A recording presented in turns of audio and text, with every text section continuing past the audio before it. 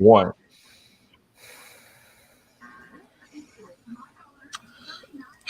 Whoa, man. Well, I guess we yeah. Yeah. It's just one of those games, man. Let me just say this. Let me say this because I know a lot of people are just ready to go crazy right now. It's just one of those games, man, where it's just nothing went right for anybody. You can't place the blame on just one particular person. This game was just Matt Ryan had one of those games where you just had one of those games. Dirk could have called an awful game. I don't know what the defense was doing the entire game. You know what I'm saying? They played well for at least a half, and then we go in the second half, we can't stop anybody. So it's like one of those games where nothing went well. I mean, let me take that back. Your boy Kool-Aid did it. Kool-Aid did it. Cool did his thing. Cool did his thing. All right, Cool did his thing. Cool did his thing. But outside of that, you know what I'm saying? Like, look, man, I'm probably one of the select few of people just like, this happens. You have games. This game, like, they didn't play well. They played awful. They didn't win the game. We gave it away. And, I mean, they didn't win the game. We gave it away. I mean, it was just one of those games where their team, they're lucky that they got a win because they did not deserve to win that game because they were trying to get a game away. You know what I'm saying? The Falcons were trying to get the game away. So it's, congratulations to the Chargers for getting, a win, but like they were literally trying to give the game away. Like seriously, they did not deserve to win that game. We did not deserve to win it ourselves. That was an awful, awful game all the way around. I don't know anybody who was a Chargers fan who was happy after that game. You know what I'm saying? This was an awful, awful game all the way around. And I'm gonna say it like this. I'm gonna say it like this. And I'm gonna let everybody go after this.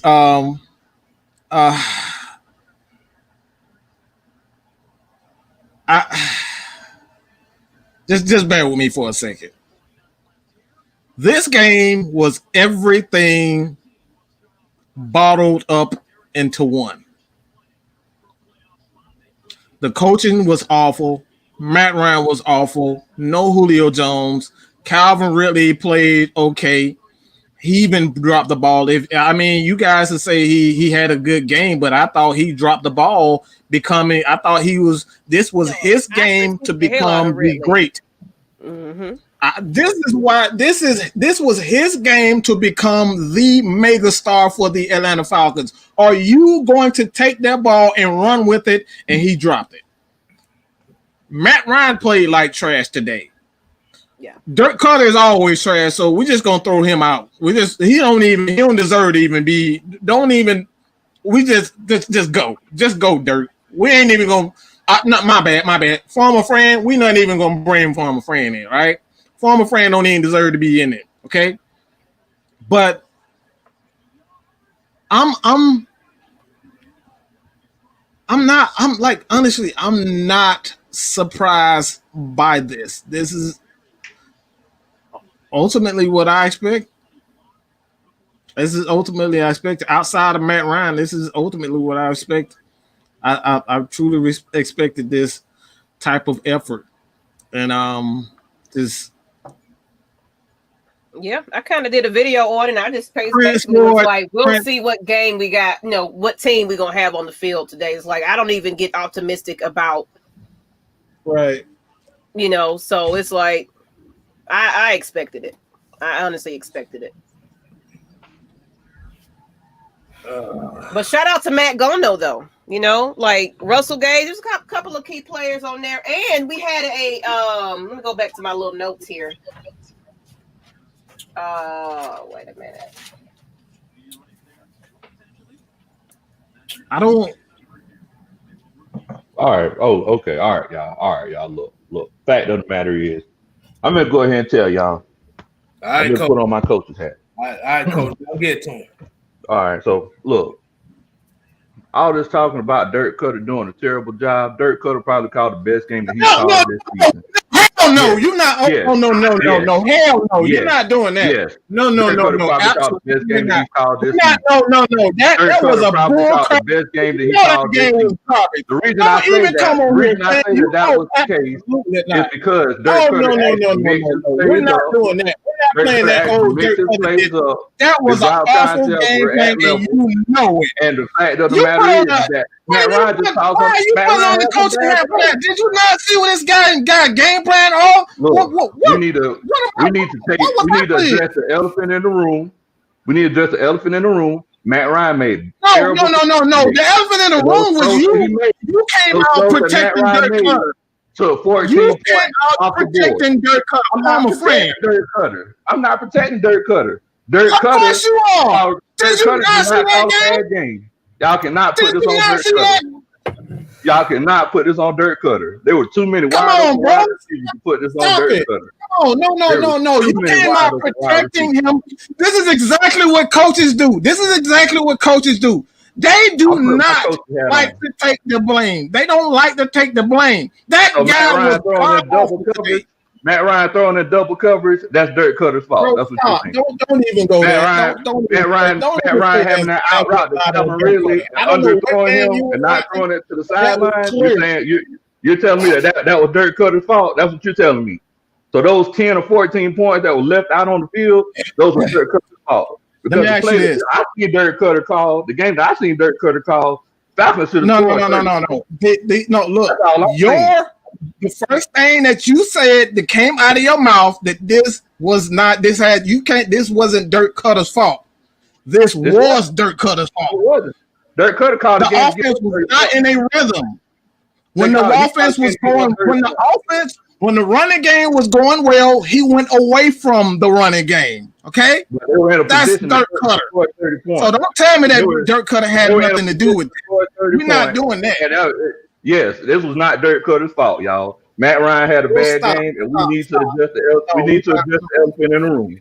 Throwing in the double coverage when on a 1st and 10, when you are of course, but you're not going to sit up here and tell me that wasn't Dirk Cutter's fault. You're not going to say that. At the end of the game, and Matt Ryan threw that out route, that was not Dirk Cutter's fault. That's his fault, just like it was his. It was just like Matt Ryan's fault too. Because Matt Ryan threw a ball to the wrong Dirk Cutter's fault. That's not Dirk Cutter's fault. That's Matt Ryan's fault.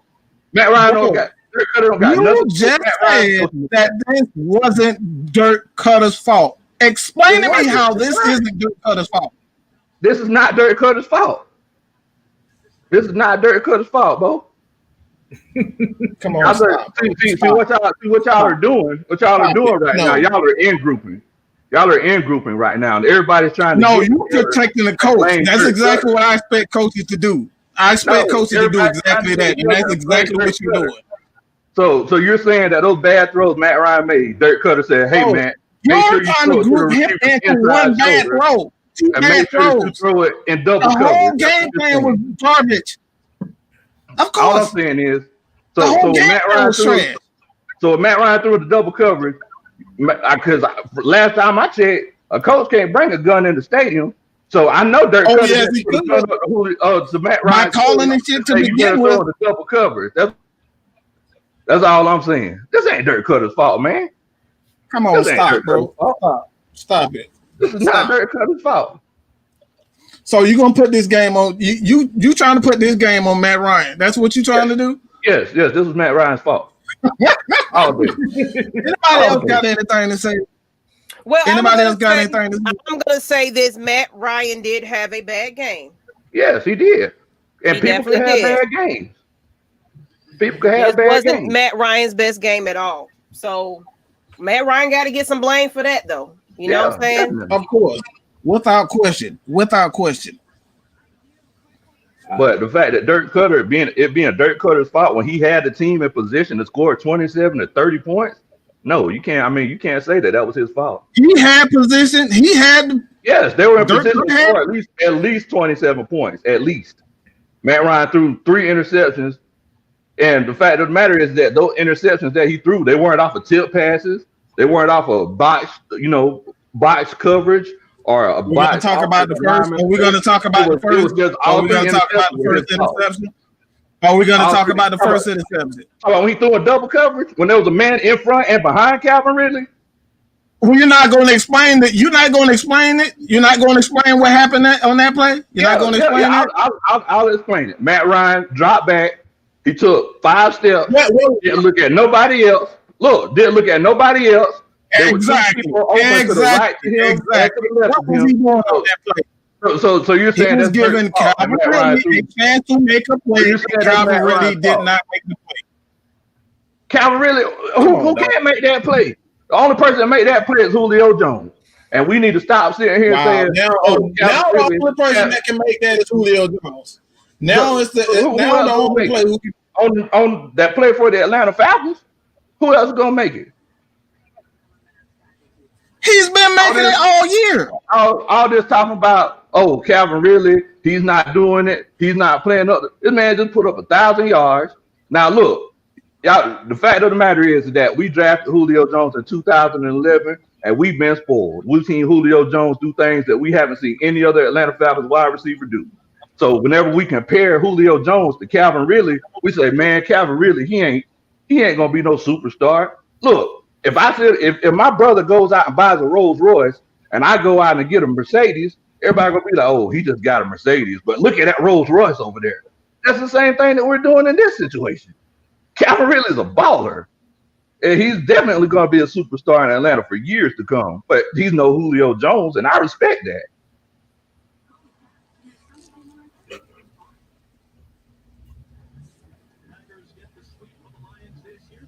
Oh, that's the end. I was about to say. I was just gonna let them go. I'm just gonna let them go.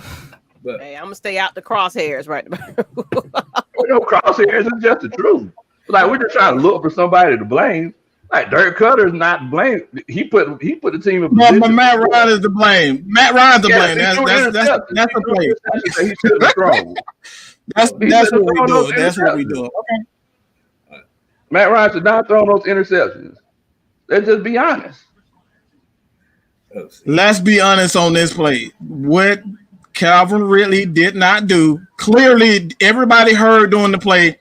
Everybody heard the announcer say Calvin Ridley on that play was supposed to make a play on the ball, and he failed to do so. He did not. Yeah. Matt Ryan was clearly throwing the ball up so he can make the play on the ball, and he did not do it. Yes, and he was double teamed. And we all watched Friday. It was first. That's the whole point. We were in a position to score. We were in a position to score. It was 1st and 10, and we all watched Friday. What did Pops tell them? Sometimes you got to live to fight another day.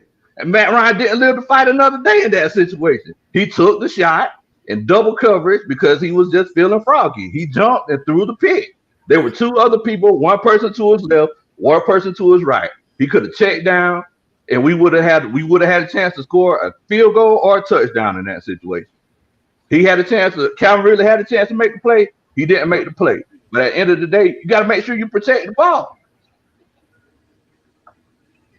Sound like a coach to me, making excuses for players that not making plays. This is so you're saying Matt Ryan throwing that ball? Exactly. You're saying Matt Ryan throwing that ball to the sideline and not throwing it out to the sideline and throwing it basically to the defender. That's me making an excuse for the coach, or did Matt Ryan just make a bad throw? Explain what the player said. Explain what the announcer said. Who actually is a player? Who's actually a player? What did he say on that play? Calvin Ridley supposed to make a play on the ball? He didn't make a play on the ball, did he? Yeah, did he make a play on the ball? No, he didn't. So we're going to blame Dirk Cutter for that and Calvin Ridley. It was double team. Yeah. Man, it was double team. Yeah. Ain't no need, like, who's going to make that play in that situation? Only a select few. That's all I'm saying. We good. Everybody got the Jerry Springer moment out the way right quick. Hey, I'm great, man. It's like I'm just telling you what I see in this particular situation. Because at the end of the day, Atlanta Falcons Nation, we bring unbiased opinions. I about to say, goddamn, I ain't even get to put my opinion out in this motherfucker. Tell us what you feel, the K-Styles. Like I said, that was a bad game by Matt Ryan. I ain't even gonna, but I can see what he talking about with Dirk Cutter as far as calling plays in 3rd and 1 situations where you should have ran the ball. But those interceptions that Matt Ryan threw, like I said, those were kind of, like I said, every quarterback is going to have this kind of game. Exactly. It comes down to it. Like I said, if every quarterback didn't have a game like this, you'd be lying like hell to see that. Exactly. Like I said, this is just one of those games where offensively you got away from what worked in the first half, and then you tried to do something different. Like I said, instead of using those check downs with the running backs you had at the beginning of the game, where Todd Gurley was catching balls and Ito was catching balls and Brian Hill was catching balls. Like I said, we didn't even see Hayden Hurst today. No. It was like, I wonder why that didn't happen. I wonder why that didn't happen. I guess we're going to sip the drink on that one too. Yeah, whenever he did try to throw it, Hayden Hurst, Matt threw the pick. That was one of the picks that Matt threw. Yeah. Like I said, that one in double coverage. Like I said, you should have took that shot. Not on the first. Like I said, I can understand if the route combination, but like I said, it was a 2-man street route going down the middle seams. So he only had 1 or 2 routes to go. But they were so close together that the safety, either way, if he would have threw it to the other side, the safety would have bit on that too. But like I said, personally, I would have just checked out of that play because that's just something we can't afford to see. But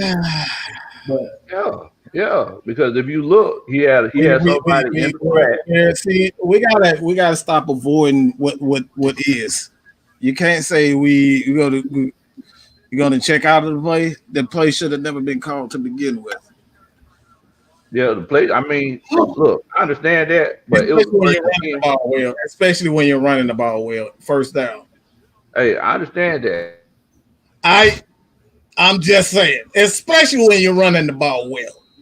You should have called that play to begin with. That why I say you should have been dinking. Like I said, you should have been dinking and dunking your way down there.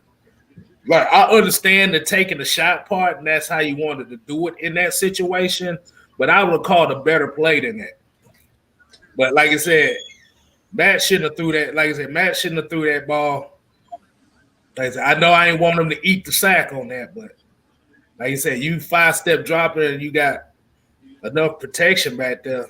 And like I said, it's just gonna make Matt look bad because, like I said, he took that throw, and it just the end result of it was, like you said, you put him in a position to look bad. Whether it's and that's just Matt Ryan. That he's a vet. He's supposed to not throw interceptions. That's what every quarterback is supposed to. But the offensive coordinators are not supposed to put his players in position to look bad. Yeah, I definitely understand what you're saying. But see, that's why. But see, at the end of the day, that's why we have check down. We all know that West Coast offenses is boom or bust. So if you don't see that shot from the jump, you're always supposed to check it back down. Right.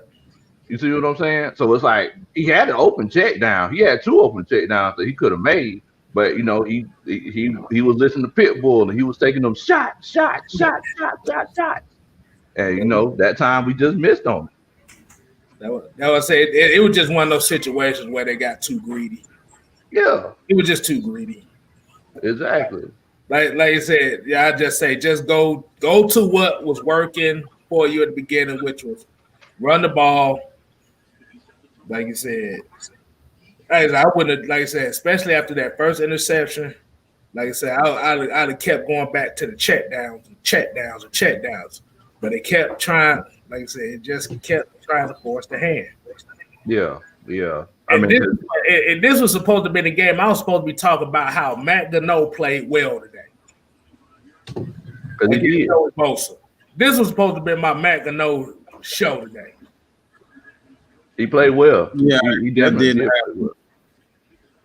So that didn't happen because your boy wants to throw the ball. He wants to throw the ball 50 times a game. That's the reason why it didn't happen. See, but the problem is, like I said, because we said it kind of in the chat during the game, like when Russell Gage threw that touchdown pass to Calvin Ridley, it was like everybody was gonna say start Russell Gage over Matt Ryan. Like you said, you can't get rid of Matt Ryan as much as y'all want to. Like you said, if you do, it's gonna cost you. It's gonna cost you half your team. So, like I said, if that's the case, like I said, we can get rid of Matt Ryan, Julio Jones, and Grady Jarrett, all of them. If y'all want to go ahead and just start over, but that's gonna be the only way you're gonna be able to start over. Yeah. I mean, we definitely put in a precarious situation moving forward because, I mean, you know, at the end of the day, it all depends on what this new coach and what this new GM wants to do. You see what I'm saying? Because if they do want to say, hey, let's just go ahead and start all over, you know, they may try to make that move, man. But I want to see Matt Ryan retire here. You know what I'm saying? You know. But outside of that, well, like I said, what else did y'all take from this game outside of just that? Because I know that was going to be like the obvious topic. Man, I ain't gonna lie to you. I think defense played well. Like the defense, they definitely let some big plays go. Like AJ Terrell and Keenan Allen, them boys are having a battle down there, man. But you know, I'm definitely surprised that we held them to 20 points because you know Justin Herbert, he's been balling all year long. They said he's gotten like 8 300-yard passing games this season. So I mean, I think we held them to like 200 and let me check. I think like 240 passing yards. And the only thing is they differentiated from their game plan that they normally do. They instead of taking shots down the field, they was dinking and dunking all day. Yeah. And you seen that they were trying to play them deep a lot of the time, but you know, it was just one of those cases where you know they were breaking off, and you know there was one point in time, you know, Keenan Allen he was giving AJ the business, but the thing AJ he was right there. He wasn't out of the picture, man. But shouts out to my homeboy Juice, because that boy Bleedy Ray, he made a heck of a play in that zone coverage, man. Yeah. Like I said, defense played their ass off today. And like I said, as much as they was on the field and all that stuff, like I said, they made the plays when they needed to. It was just one of those cases where they, like you said, Keanu shouldn't have been out there on coverage like that. Not on that side of the field. Yeah. They put him in a bad situation, you know. But say that again. Yeah. So say that again. Say that one more time. Yeah, the defensive coordinator put Keanu Neal in a bad situation. But I still stand by my word. Dirk Cutter. Exactly. That's exactly what it comes down to. When it comes down to this team, the coaches continue to put these players in bad situations where they have absolutely no choice but either to succeed or look absolutely horrible. But if that's the case, why didn't Matt Ryan just check down? Because he had every opportunity to check down on that touchdown. They're 4-9. Huh? They're 4-9. I don't understand. You're supposed to be aggressive when you're 4. You have nothing else to lose. You're 4-9. Well, I mean, why check down when you're 4-9? You haven't been checking down all season, so now all of a sudden you get 4-9. You want to start checking down. You got 2 other quarters. It's like you finna score a touchdown or kick a field goal. You're 4-9. You're trying to win.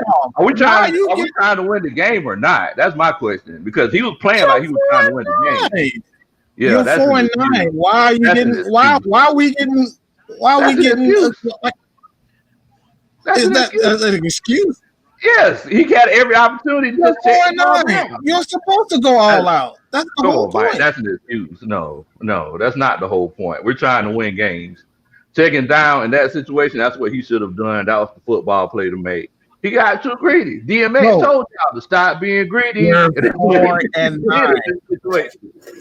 Don't mind me. I'm 4-9. 2 in the game. If that was the case, if that was the case, then why isn't why your boy Ricardo Allen isn't playing? Why is he not playing? Probably because he run on CP time when yeah, because they're 4-9. That's the reason why they're 4-9. Yeah, I don't think they'll be 4-9. I don't think Matt Ryan thought about that before he took that shot. I think he just wanted to take the shot. That's what I think. I think he was just being greedy in that situation, both. Matt Ryan throwing that interception didn't have nothing to do with Dirk Cut. As a matter of fact, we can ask the fans in here. We got 252 people in here. Y'all let us know if y'all think that interception that Matt Ryan threw on 1st and 10 when he threw in the double coverage in the end zone, was that Dirk Cutter's fault or was that Matt Ryan's fault?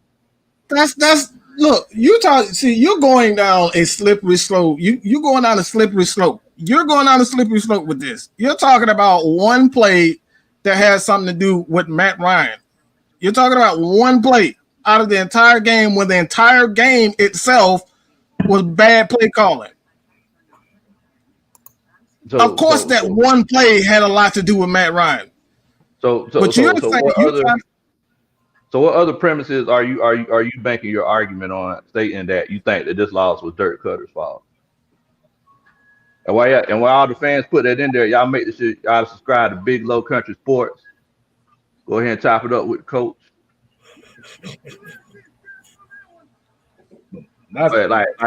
Tell me why you think this was Dirk Cutter's fault.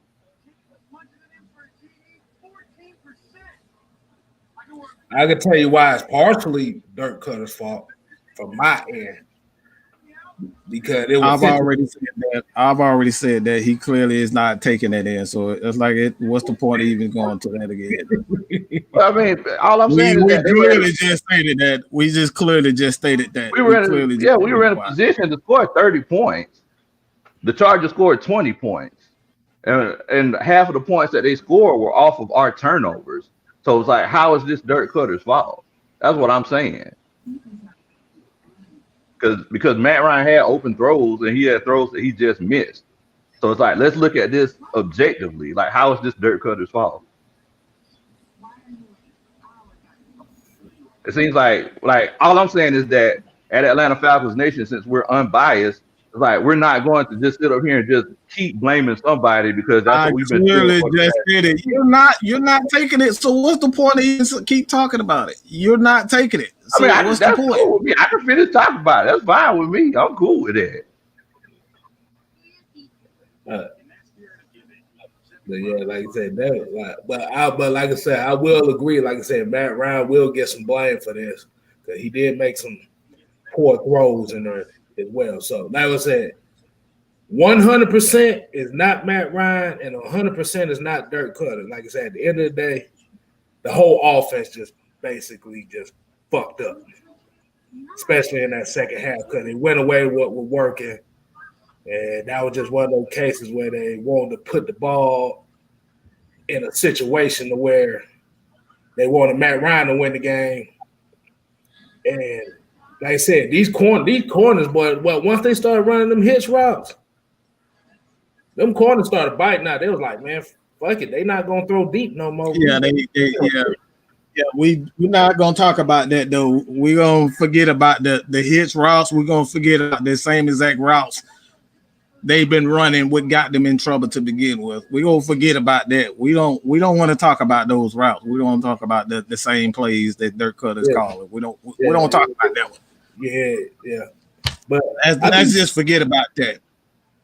Oh, because I was about to say I was gonna ask the fans so much of so what would be your solution to all this that's going on right now as far as how the team should be? Because I know most of them is saying like pretty much trade Matt Ryan and get rid of him and stuff like that.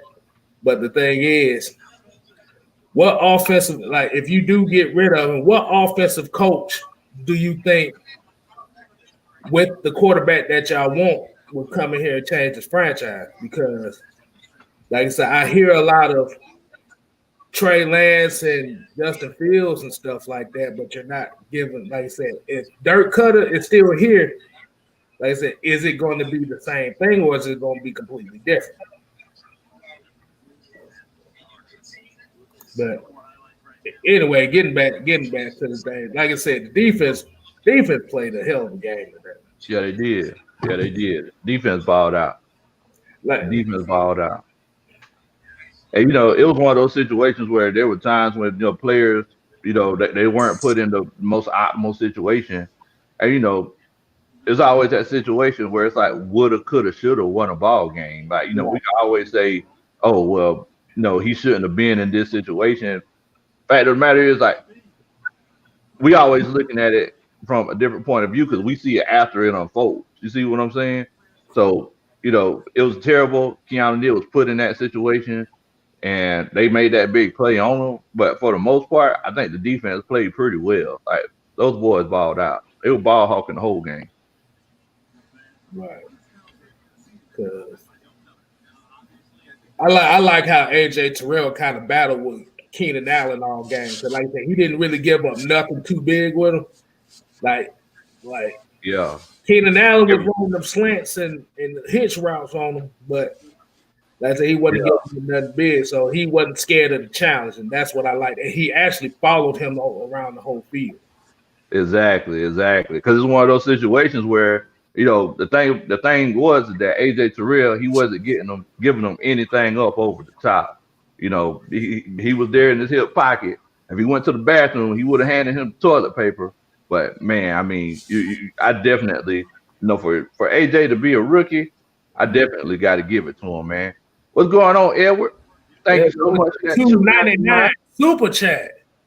Appreciate that love, bro. Appreciate that love, man. Yeah. And look, and all the Falcons fans in here, we want to hear what y'all, we want to know what y'all think about this particular game, man. Like, y'all let us know if y'all think that Matt, if this loss was on Matt Ryan or Dirk Cutter. Y'all let us know how y'all think the defense played.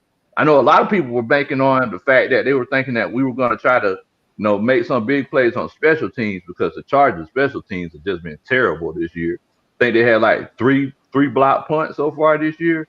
Anthony Lynn actually took it over himself and, and just coached them up directly. And, they played well. I noticed there wasn't that much pressure on those special teams, but we just couldn't get it done today, man. Our players just didn't make the plays when they needed to make.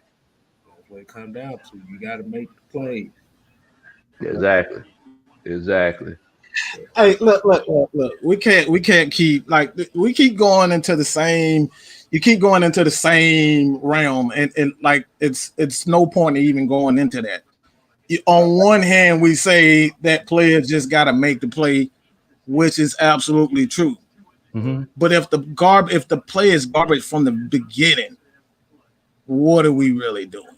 You're still putting these players in position to look absolutely terrible. So the play's garbage from the beginning. So that shot that Matt Ryan took, it was garbage from the beginning because Calvin really wasn't open, right? Where was he? Was the running game going well? That wasn't the question. You can't answer my question. You're not going to send me into it. No. Was Calvin really open? Was he open? Bro. Was the running game going well? Can you answer my question first? I asked you a question. Was Calvin really open? Absolutely not. Okay. Was the running game going well to begin with? Okay, so you answered my question. He wasn't open. Okay, the running game did start going. So that means that Dirk Cutter had two choices. He could have called a pass or he could have called a run.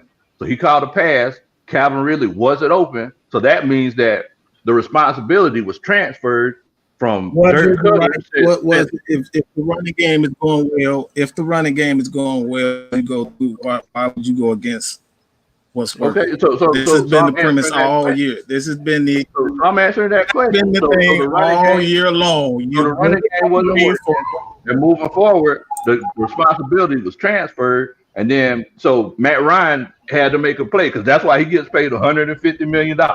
speed. Plays. But after Matt Ryan seen that Calvin really wasn't open, he had he gets paid the big bust to make the right calls. He had two other guys. You can say that about Dirk Cutter. He gets paid to make the right calls. We can do this all day. Exactly. He gets paid to make the right calls. But what's Dirk Cutter's job? Dirk Cutter's job is to call plays. Matt Ryan's job if Matt Ryan didn't do his job, then Dirk Cutter didn't do his job. Dirk Cutter's job is to call plays. Matt Ryan's job is to enforce the plays. So there were two guys that were open. Was it the right? Matt Ryan threw to the guy that was double covered. So even if he didn't call a run play, the play could have been successful. They would have gotten 3 yards or more, and they definitely could have did that in that situation. They were in field goal range on first down. He shouldn't have done it. That's his fault. Can't put it on Dirk Cutter. He had a chance to make a play, and he didn't. Did who called the play? Who called the play? Dirk Cutter called the play. Who threw the ball? We having a little family argument here. I see you done got into this week's episode. What to do, homie? What's up, man? What y'all arguing about, man? Catch me up. What y'all arguing about? So basically, I'm saying that Dirk Cutter, everybody's trying to put the blame on Dirk Cutter for this loss. Everybody's just magically forgetting about these 3 interceptions that Matt Ryan threw. And I'm saying that this wasn't Dirk Cutter's fault. So you're basically saying that the second half play calling wasn't on Dirk Cutter, it was all on Matt Ryan? Yes. That's what you. I mean, yeah. I can't really say he's going hand for hand. I can't really say on hand for hand. You know, was it the play calling or was it the player? But you know, Matt Ryan throwing 3 interceptions is unacceptable. But we do know that Dirk Cutter is very predictable with his play calling as well. Yeah. So those interceptions that Matt Ryan threw, like, was it a case? No, you trying to trap Antonio into it. No, I'm not trying to. Look, whenever I ask you a question, whenever I ask a question and we just determine what the truth is, that's not trapping. That's the truth becoming to light. That's not trapping. If I ask you a question, the truth is subjective. It's not trapping anything. The truth is subjective. I mean, is it really? Did Matt Ryan throw 3 interceptions? Of course it is. Was there someone else that was open? As an offensive coordinator, if you call a play, Dirk Cutter. So if there's, as an offensive coordinator, if you call a play and there's people that are open, the offensive coordinator did his job. Simple and plain. Matt Ryan just made a bad throw. Oh, did he really? Yeah, he made 3 of them. He made 3 bad throws. So what are we talking about again? Matt Ryan made bad throws. Yeah, and Dirk could have been making bad calls all year. Yes, he has. Yeah, but he made bad calls all year, Cutter. And that's why we sitting at. That's one of the main reasons why we sitting at 4-9 now. But this game isn't on Dirk. This is what Matt Ryan threw in the double coverage. He threw an out route. To you, it's not. Throw it to the sideline. So him throwing the double coverage where there were 2 other people open, that wasn't a case. That was Dirk Cutter's fault. Yeah, but he didn't. I do not understand that logic. Was actually going in. I do not understand that logic. I mean, man, it was just a horrible second half by the Falcons, like, period. But y'all both kind of, right, because Dirk Cutter, like I said, he's very predictable. His routes are stale. Everybody know it's going to be like long shots. But, Matt Ryan, 3 interceptions and a rookie only throwing 1. So at this point, would y'all say he got outplayed by a rookie?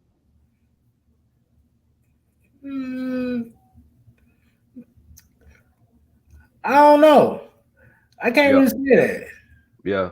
I mean, like you said, the offensive philosophy that San Diego normally do is they like to throw the ball deep. Justin Herbert likes to take shots. That's what his game is about.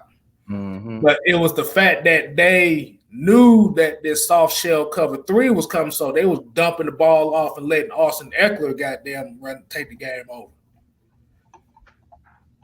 And that's what I saw right there. Like you said, it was like the run. Like at the end of the day, we can say about this. Like I said, Matt Ryan threw the 3 interceptions.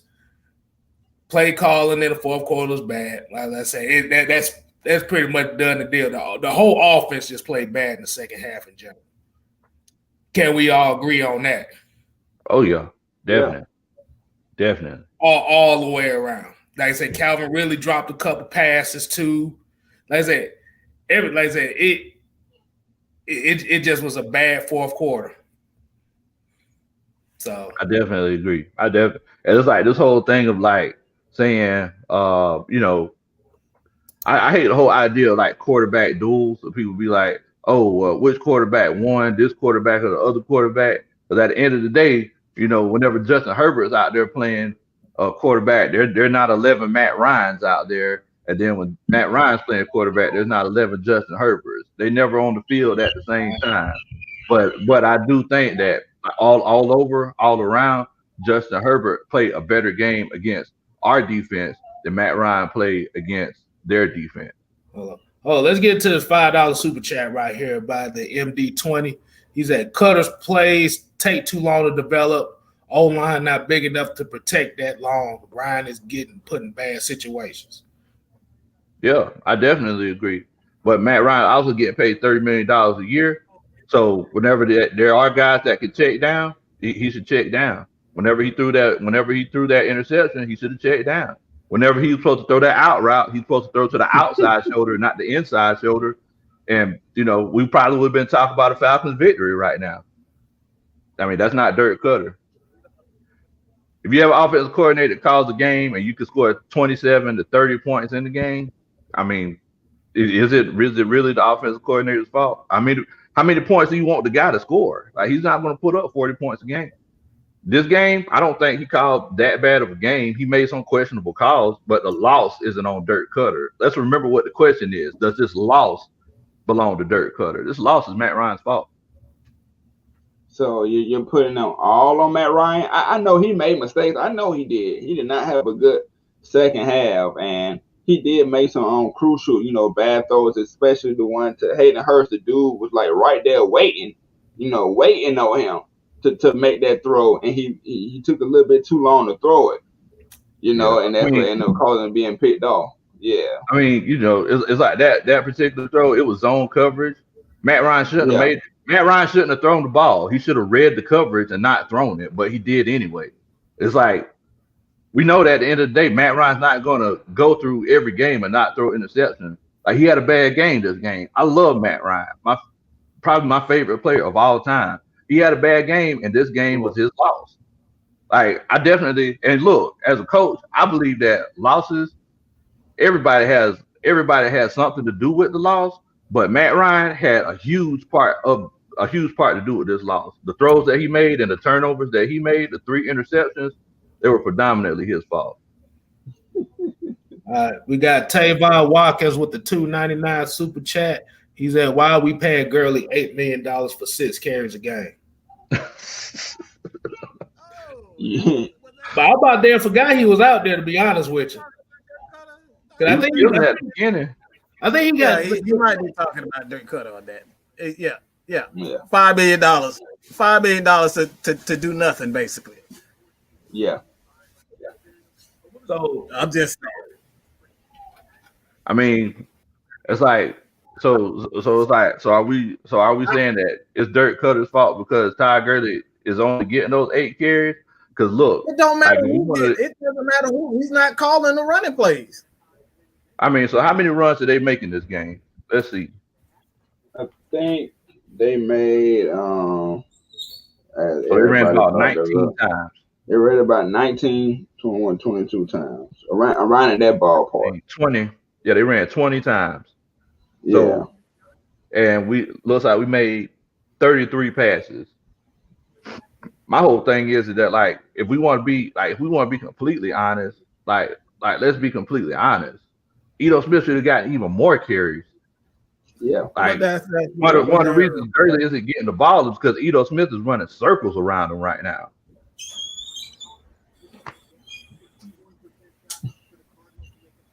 I mean, Ito Smith is trying to make his case late in the season, man. What you think, K-Style? You've been quiet for a moment.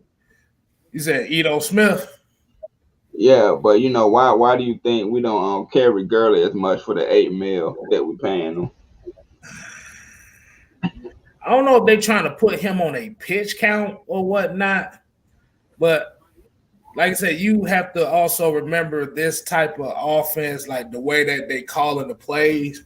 Like I said, it's really a 70-30 offense. It's 70% pass, 30% run. And then, like I said, Todd Gurley is not healthy. He hasn't been healthy all year. Let's just keep it real on that. Like them knees. He need icy hot on them knees every night. He need them Geritol shots. Yeah.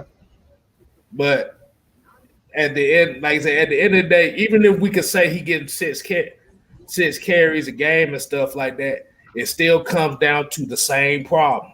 It's when we get near this red zone, we can't score touchdowns. That's like I said, we score touchdowns in the red zone, all these conversations wouldn't be happening right now. Because we 29th in the league in red zone touchdowns.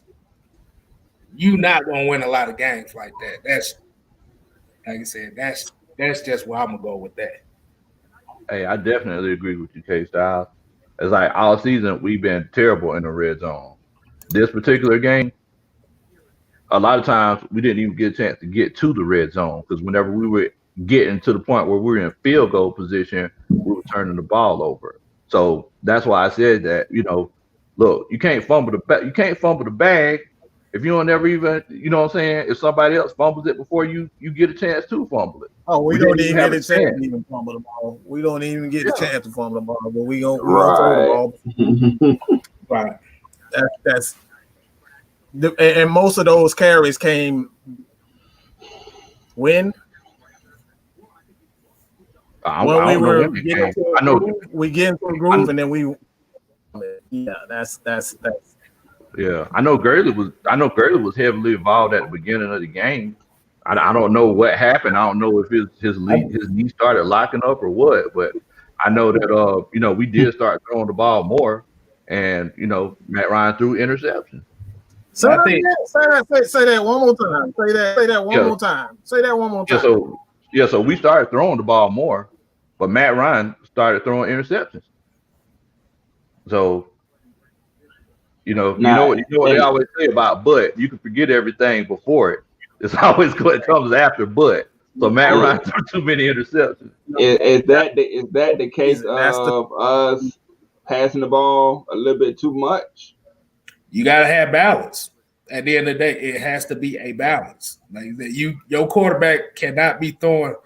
Like I think they did like a record on quarterbacks that throw at least 45 to 50 times a game. Is not a very good record. At the end of the day, you need balance. You got to run the ball like championship teams run the ball.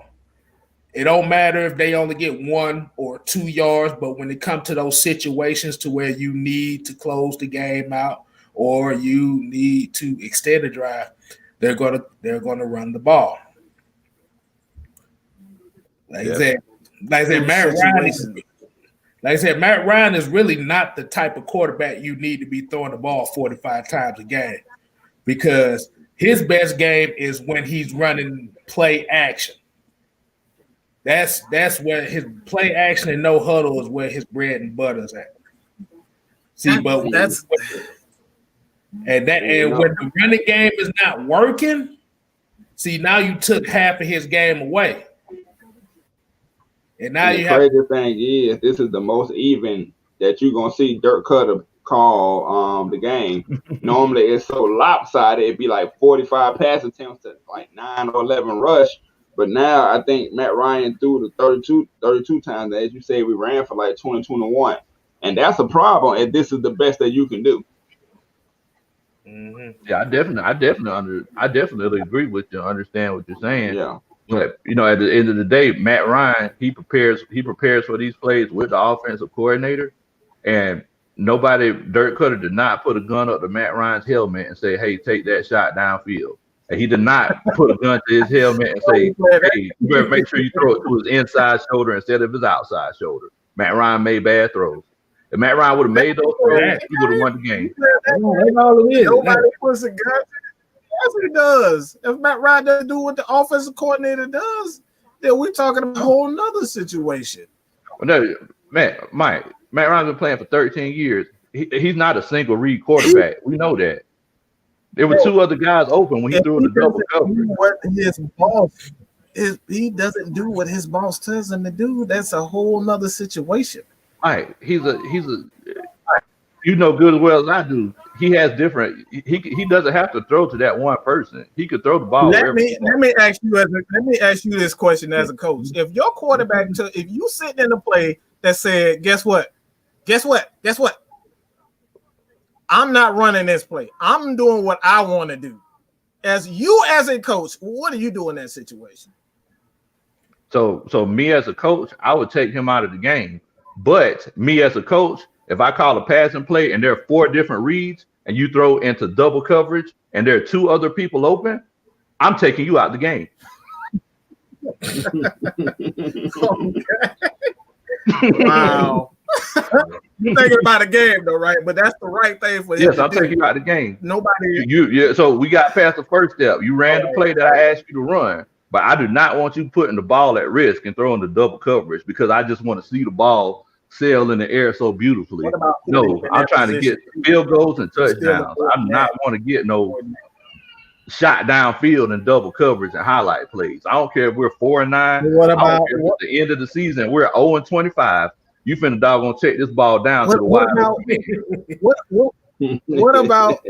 I don't know if this is the real tack. I don't know if it is the real tack. Stand up, please stand up, tack. If that's really you in there, all right, let us know, man. Let us know who like tack. All right, I just want to know if this the real tack. But no. As a coach, you're pulling that guy. You can't tell a guy that he did the right. Nobody's pulling the gun to his head and then telling him you pulling out the game. Like come on, bro. That's what I'm saying. Like you can't. As a first and foremost, as a coach, you got to take the blame for that. You have to take the blame for that. You can't sit here and say that this is all on Matt Ryan. This game is on Matt Ryan, bro. You said this game is on Matt Ryan. Your exact words. They lost this game because of Matt Ryan. Yeah. I'm about to say we gonna kind of get off of this right here. because now it's starting to look like the Ricky Lake show up here. Matt Ryan. So outside of the loss, like who stood up to y'all the most? We're gonna start with you. Who stood out the most, even though we lost this game? I'm gonna have to say AJ Terrell on the defensive side, like AJ Terrell. Of course, you can name your Deion Jones and your Foyers, but AJ Terrell, the way that he was tackling, man, I don't think it's been a long time if I ever seen a rookie cornerback tackling like that. That's like the one upside right there. And on offense, I can say, I've done breakdowns on this. Y'all been seeing this for him. I've been telling y'all he the real deal. My bad. He been telling us. Go check out his videos. Come on, man. And on offense, I would have to say it was an awesome game by Russell Gage, of course. And the offensive line held up pretty much better than what I thought they were going to do, especially with McGarrett being out. So I guess that's my people that popped up to me or whatever throughout the game. And I'm gonna pass it to the coach. Hey man, I think that boy Foyer balled out today, man. That boy was all over the field. That sack, that was a textbook sack that he had. After Grady got that pressure, he kind of stuck with it instead of continuing to come down. He made sure that he filled it out. He felt the offensive lineman out and cut back inside, slice back inside. wrap Herbert up, and I mean he was just killing him in that run game as well, man. So I definitely think Foye Oluwakin, he gets my game ball this week. What you got, K-Style? I have to get two of them for this game, and I've said it already. Matt Gano at right tackle, what he did to Joey Bosa today, I have to commend him. I have to commend him because Joey Bosa, what'd you say, Coach? He has violent hands for a reason. They gave the dude about $180 million as a 3-4 end for a reason.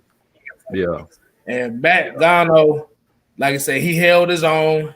Like McCrary, the left guard, I don't know what's going on with him. He's kind of 50-50 with me, but Gano, like I said, and then the other one I have to give it to Isaiah Oliver. Oliver, man, like Mike made the video about this before. Like I said, he is a potential free safety. But what we say, since they moved his ass to nickel, he ain't got to worry about being on the island no more. He can just play his game. He up here making, just like AJ Terrell, he's up here making tackles as well. And yeah, he definitely is.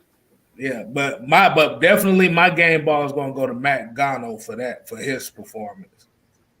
I think he's like the fourth best offensive lineman we got, and he don't even start. outside of the position.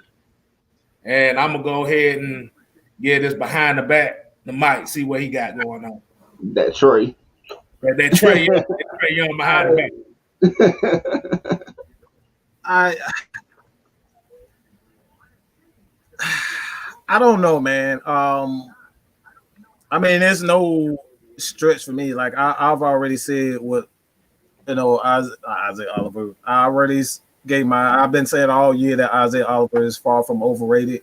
His coaching and like this game is just exactly what we've been talking about. This is the reason why I've always been a supporter of Vic Beasley, because the coaches continue to put these guys in positions where they look nothing. They're either going to look like gods or they're going to look absolutely horrible. And we saw exactly that again. You know what I'm saying? It's like Ito Smith, we get so happy about players playing well is because, especially in the running game, because we just don't run the ball. We just don't run the ball. And then when we finally get someone who's running the ball well, we go away from it. You know what I'm saying? So I'm not surprised by Isaiah Oliver. I'm not surprised by AJ, because, again, if you guys continue to support us here, you're going to see exactly that. You're going to see nothing but the truth and the facts when it comes down to this film. You know what I'm saying? Film. When you put players in bad positions, I can't forgive that from any coach. I can't forgive that from any coach. It doesn't matter if a player goes out there and make a bad play look terrible. It is what it is. But as a coach, this is a year-round issue for the Falcons. All year long, we've been talking about Dirk Cutter, about Raheem Morris. They almost gave even the defense played well. They played well despite of these guys. You know what I'm saying? Despite of these guys going around and they played this. They went right back into the soft zone. Right back into it. Mm-hmm. Right back into that Dan Quinn soft zone. These are the things that I'm talking about when it comes out. It's the coaching staff just has to go, man. I mean, I can't say I honestly cannot sit here and say one player played, well, because I can't get over this bad coaching. We're sitting up here 4-9, playing a team that we should have blown out. We didn't, because, again, coaches got us in this position. where we look absolutely horrible. And it's the same stuff over and over again. You know what I'm saying? So for me personally, if I was forced to say somebody, I gotta go with Grady Jarrett. I think Grady Jarrett just gets so much. Like, we expect Grady Jarrett to be Grady Jarrett, and when he has good games, you know what I'm saying? It's like, okay, it's just Grady being Grady. Grady was all over the field. The dude was making tackles down the field. He was getting downfield. I'm talking about running backs going downfield, receivers downfield. You know what I'm saying? Like, Grady Jarrett was running downfield. He was getting sacks. He was getting pressure. Like, it wasn't anything. It wasn't nothing that Grady wasn't doing. So I think we kind of take Grady Jarrett for granted, especially when we're not getting the pressure. You know what I'm saying? Everybody like, where's Grady? Where's Grady? Where's Grady? But Grady was all over the field. You know what I'm saying? He allowed us to see Fourier and Deion Jones do that thing today. Grady was a one-man wrecking crew today. They could not do anything with him. So for me, I got to go with Grady Jarrett if I was forced to say anybody. Grady Jarrett is like I said, man. I think it goes back to Matt Ryan. That Matt Ryan situation. We want everybody to think quarterbacks just grow on trees because we see guys like Drew Brees, Tom Brady, Matt Ryan, and all these type of players. We see these players, put up the astronomical numbers, and it's like, oh, it's just Matt Ryan. You know what I'm saying? It's just Matt Ryan. It's just Drew Brees. He just haven't won this game, but gotta give Grady his credit, man. I don't know how long he's gonna sit back as a defensive lineman. Like, honestly, I think he's the second best defensive tackle in the league behind Aaron Donald, and that's just my personal opinion. All right. That dude was all over. Like I said, the dude was making tackles on receivers and running backs downfield. That's something. That's something that you don't see from a lot of defensive linemen. So I got to go with Grady Jarrett, man. All right, so we're gonna get to find out super chat by New Drop. He basically said Gano right tackle and move McGarry to right guard and move Lindstrom to left guard. That might not sound pretty bad at all. That's interesting. But I don't. Yeah. The only thing about that is Gano can play left guard, so you necessarily don't have to move the other two. Gano showed he can play left. He's basically an all-around offensive line because every time I've seen him on the field, he is putting hands on people, and it's not soft hands neither. He's putting real hands on these folks. This mother look like Mike Tyson out there. He putting hands on these folks. But like I said, that's an interesting idea. But like I said, McGarry is really a right tackle because he's physical. You need that physicality on that right tackle spot. You need that. That's the thing. That's the thing. You absolutely right about that. I think a lot, like I said, it goes back to what people don't know the difference because everybody expect because Cam Jordan is one of those anomalies, man. It's like you don't expect all right, left ends to perform like Cam. Like that typically doesn't happen. You don't typically get Cam Jordan's going against Caleb McGarry on the left side of on the left the right side of the offensive line. You know what I'm saying? So I think when Caleb gets beat, it looks bad, but he's actually one of the better right tackles in the league. You know what I'm saying? And that's the same that goes for Jake Matthews. Jake Matthews is actually, when you look at his percentages and his numbers, like he's actually one of the better left tackles in the league. And everybody's like, why you give him $60 million? Look at the numbers and the performance in the film. Actually, he's a lot better than we give him credit. It's just what the Falcons, man. And this is why I go back to coaching. You're putting these guys in position to do things that they're not consistently great at. And like that's my issue. That's my issue. You can't continuously have these guys. Like, why haven't we been seeing your boy Gurley Ito Smith like this all year long. Like this was the perfect way to use these guys all year. We haven't been doing this.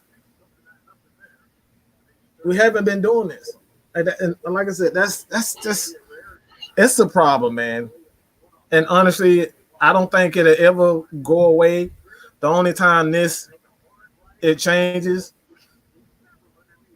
and I'm gonna say this, and I want to know what you guys' thoughts is on this, but I don't see this happening. I don't see this changing unless the Falcons get rid of Rich McKay, because he has a lot of say so as far as this offense and this team is concerned. As really as well as his as far as the coaching that comes in, the philosophy that comes in. I think that's the issue with the Falcons. This philosophy, seeing these, having Matt Ryan pass the ball 50. This is Arthur Blank's right-hand man. He's his right-hand man. He's in his ear.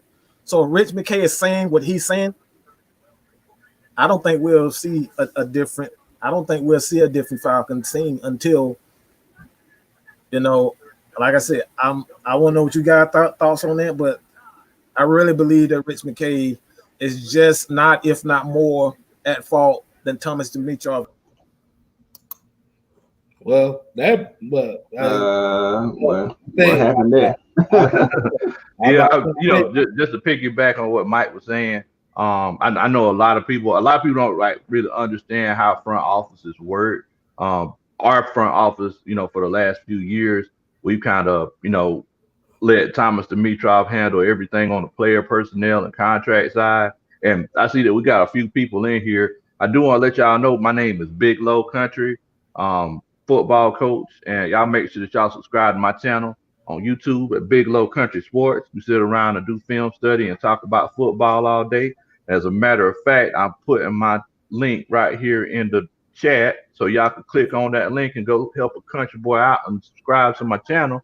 But I was actually thinking about this, guys, because I know that a lot of people say this, but I don't think Rich McKay has anything to do with us throwing the ball 45 times a game, because once you hire that coach, it's really hard to get out of those coaching contracts, like to just up and fire people.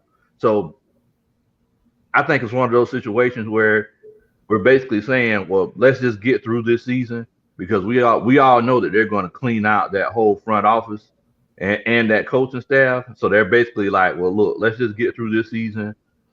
There's no need in trying to change things and everything, and then we'll take it from there. We'll start out fresh. What do y'all think about that? I'm gonna go, but I'm gonna get to this Terry Lloyd $20. Oh, I'm sorry. Right here. We got so basically what he's saying is scheme is everything. The last time Matt Ryan looked bad like this was with Dirk. 2 years later, Matt was MVP and in the Super Bowl. We have a coaching problem going on all the way back since Blank got the team.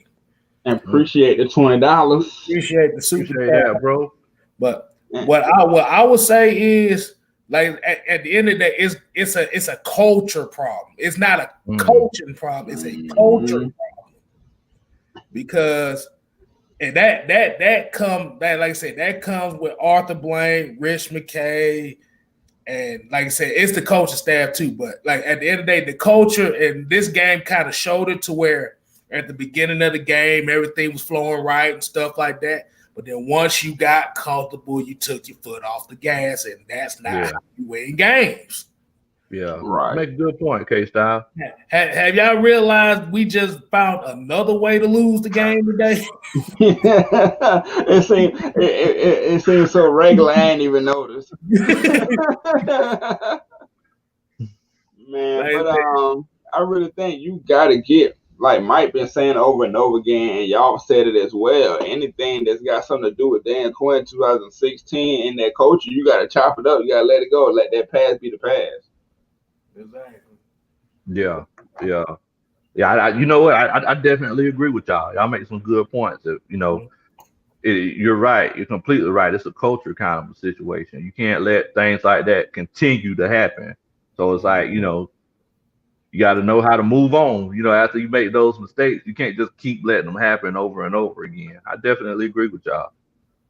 Yeah, because I think what the issue is with a lot of like when you hear like the Matt Ryan sucks and stuff, what it is people are tired of losing. So, so when you look at the quarterback position gets the most praise, but yet gets the most faults. Because at the end of the day, that's where these franchises, they put all their money in these quarterbacks. So this is like where a lot of like the Matt Ryan hate comes from.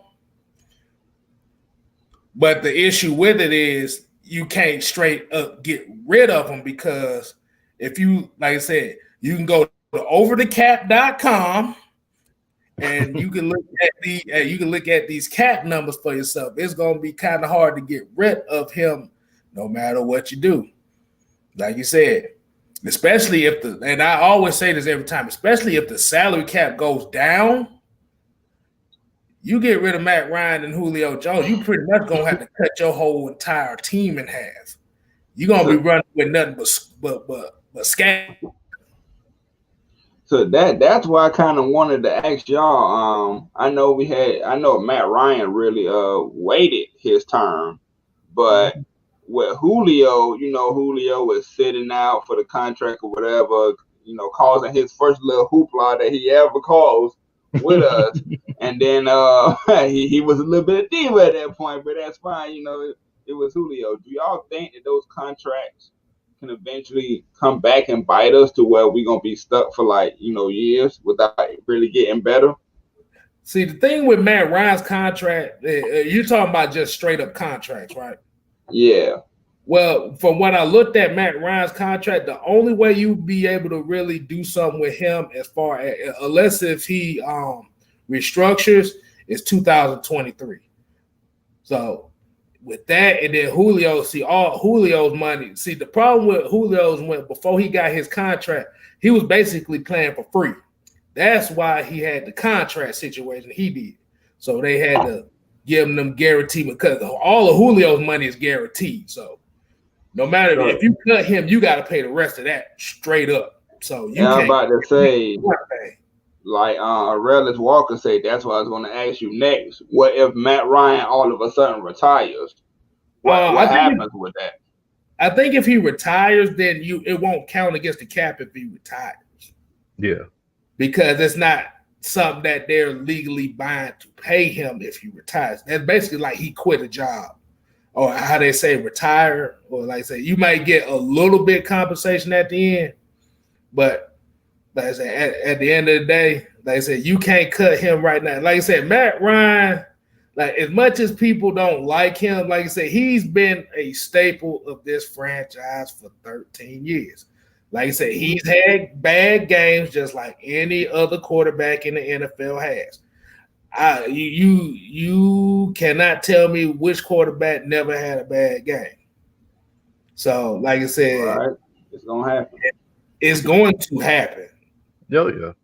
But that's why I said that's why I said, Tony, you missed the Jerry Springer episode we had with him and Mike. But I think I came in on the tail end. I'm like, y'all know this is all love, man. I just call it how I see. But the thing is, what happened was both of them were right. They were both right, but it was more so of those things where they were trying to argue from two different points. Like Lowe did Matt Ryan through the interception. Like I said, Mike did the Dirk Cutter part. Like I said, Dirk Cutter get blamed in this too, because when stuff was working, you got away from it. Oh yeah. But I think the case that Lowe was trying to make, that you can't blame it all on Dirk Cutter. The quarterback is supposed to know not to make those throws. And opposite side of the way, Dirk Cutter has been known for having a pedestrian offense that's predictable. And route concept be horrible, run blocking, pass blocking, whatever, be suspect sometimes. So y'all were both right in a sense, but you can't just put it all on Cutter, man. Matt Ryan through the interception, bro. Go ahead, Lo. I'm sorry. I was just gonna say, I acknowledge the fact that Dirk Cutter, like I acknowledge the fact that his play calling isn't the best. I completely acknowledge that.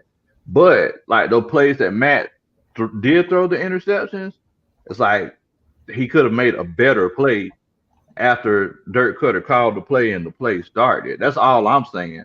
So it's like if Matt would have done what he was supposed to do in those plays, we would have won the game. That's why I said that, it's Matt Ryan's fault. I definitely agree that Dirk has something to do with it as well. I feel like it's Matt Ryan's fault that we lost. And like I said, I love Matt. He's my homeboy. But definitely, like I said, so definitely what question I would like to ask to both of y'all. And hold on. We're gonna get to this. Anthony Wright said Julio Jones never held out a training camp or anything. It took our organization a long time to pay him what his net worth really is. Julio deserves every penny he earned. I agree. Because the crazy thing about is what most people don't talk about with Julio is Julio don't play that many snaps during the game. He only plays like 65% of the snaps. And for him to put the numbers that he's been putting up, like I said, you're only getting the great value version of Julio Jones every year. Yeah. So, I definitely agree with you, K-Styles. It's like we all seen those years where Julio was actually playing, all 3 downs and he was putting up 1,900 yards and all kind of stuff. Now it's like he's literally on a pitch count and he's still one of the best wide receivers in the game right now. So, because Sean Jones said Matt Ryan just sucks. Even if we went in or losing, he's not a gunslinging quarterback. He doesn't have the fight in him to win games. He got the fight in him to win games, man. But Mike, what you think about this comment, man, from Sean Jones? Sean Jones is disqualified. He got the right to even say anything. He's disqualified. I heard that.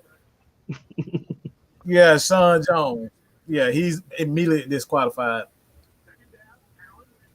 But the thing is, you don't have to have a gunslinging quarterback to be successful. No. This is.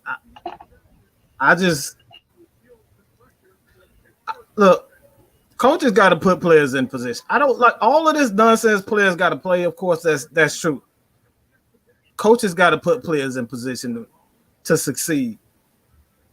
And no, he's not going to be perfect. But when you're saying the same things over and over and over years, and throughout the entire year, and nothing is changing, like that's when we're pointing the finger at the quarterback. That's just say if this was Patrick Mahomes, all right, if Patrick Mahomes just started all of a sudden, he's not putting up those all-star numbers, and he's not playing to his typical level that we're used to seeing him play. And everybody's like, Andy Reid is not playing. His play calling absolutely sucks. That just says absolutely sucks. It's like, who are we more likely to look at and say, okay, who's at fault? Is it the play caller or is it the player?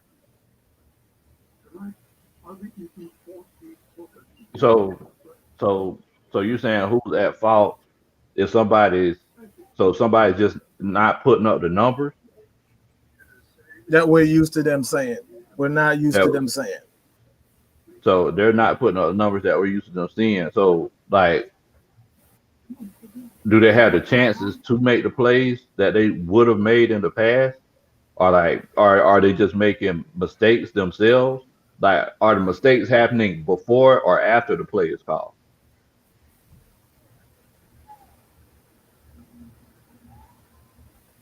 They can make this mistake before the play call? Yes.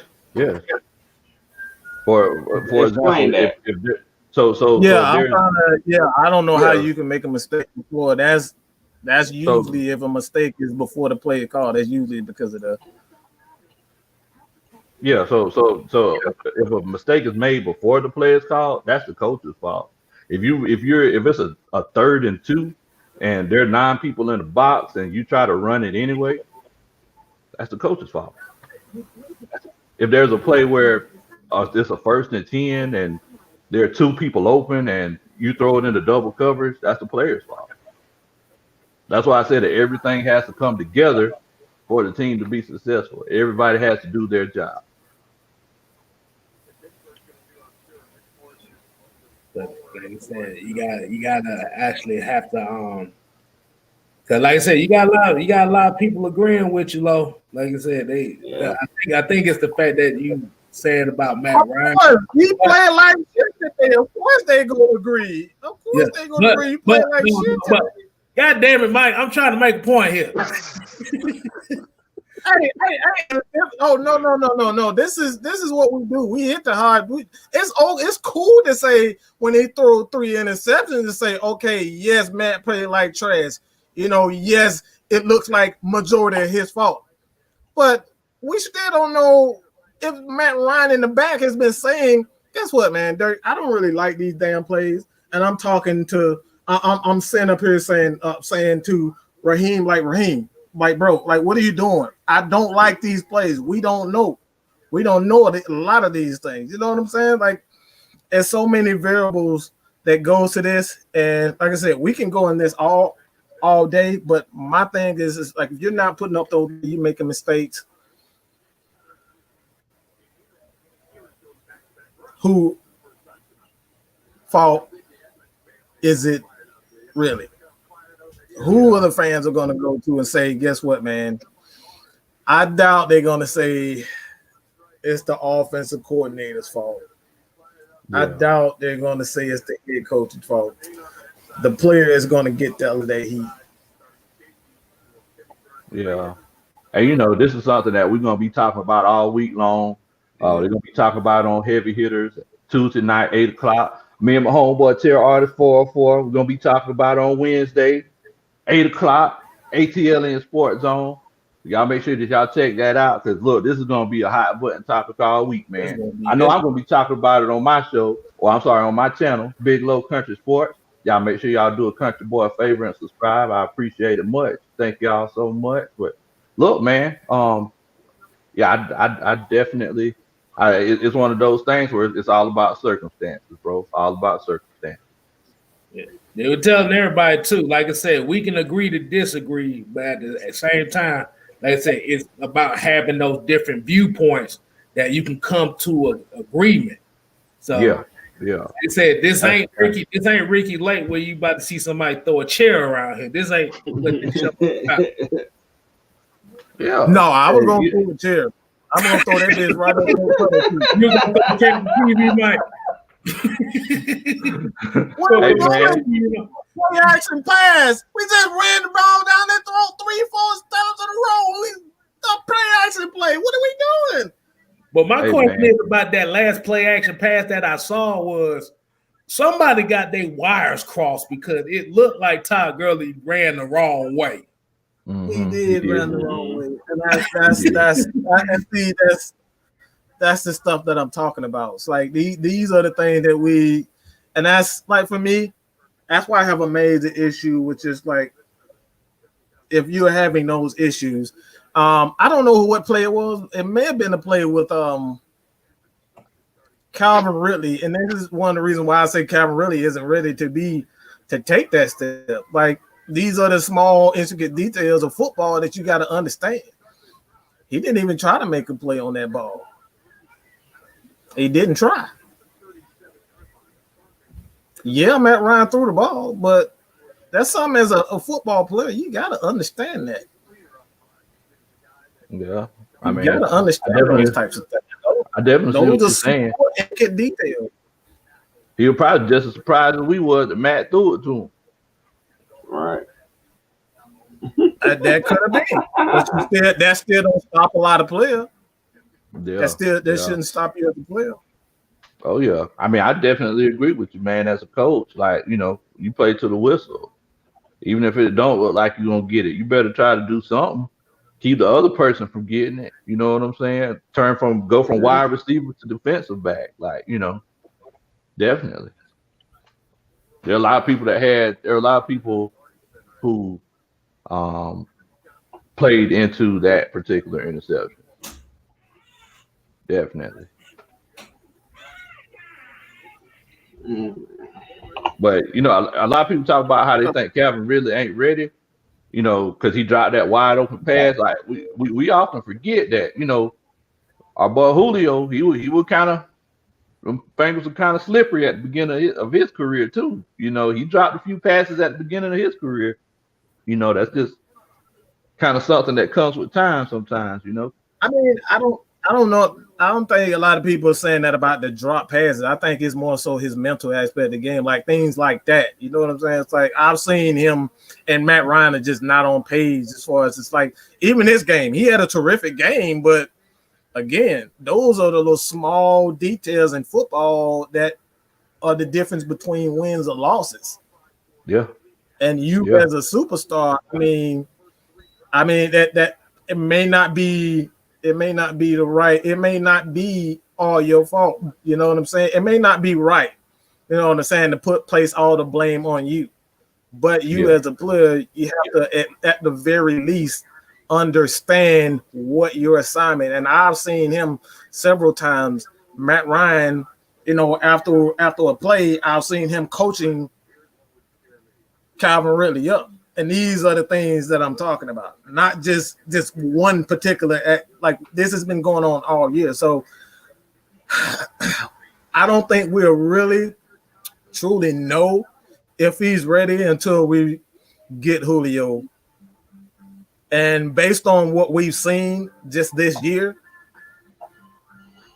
his moments to shine, to be that, you mean the game in Green Bay where that was his to shine, he didn't play up to it. These are the moments. These are your moments. You know what I'm saying? Like these are your moments. So it's like again, man.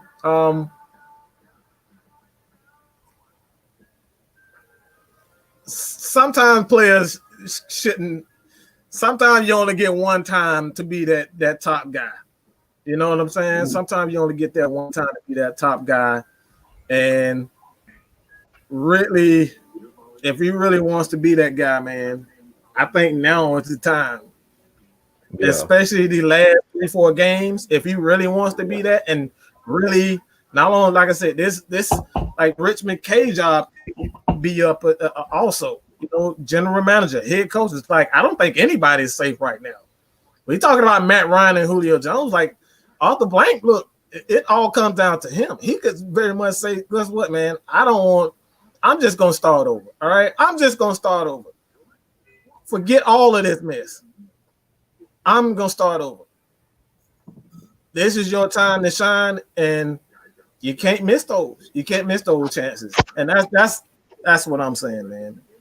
Yeah, so just like Eminem said, so you said you only had one shot. You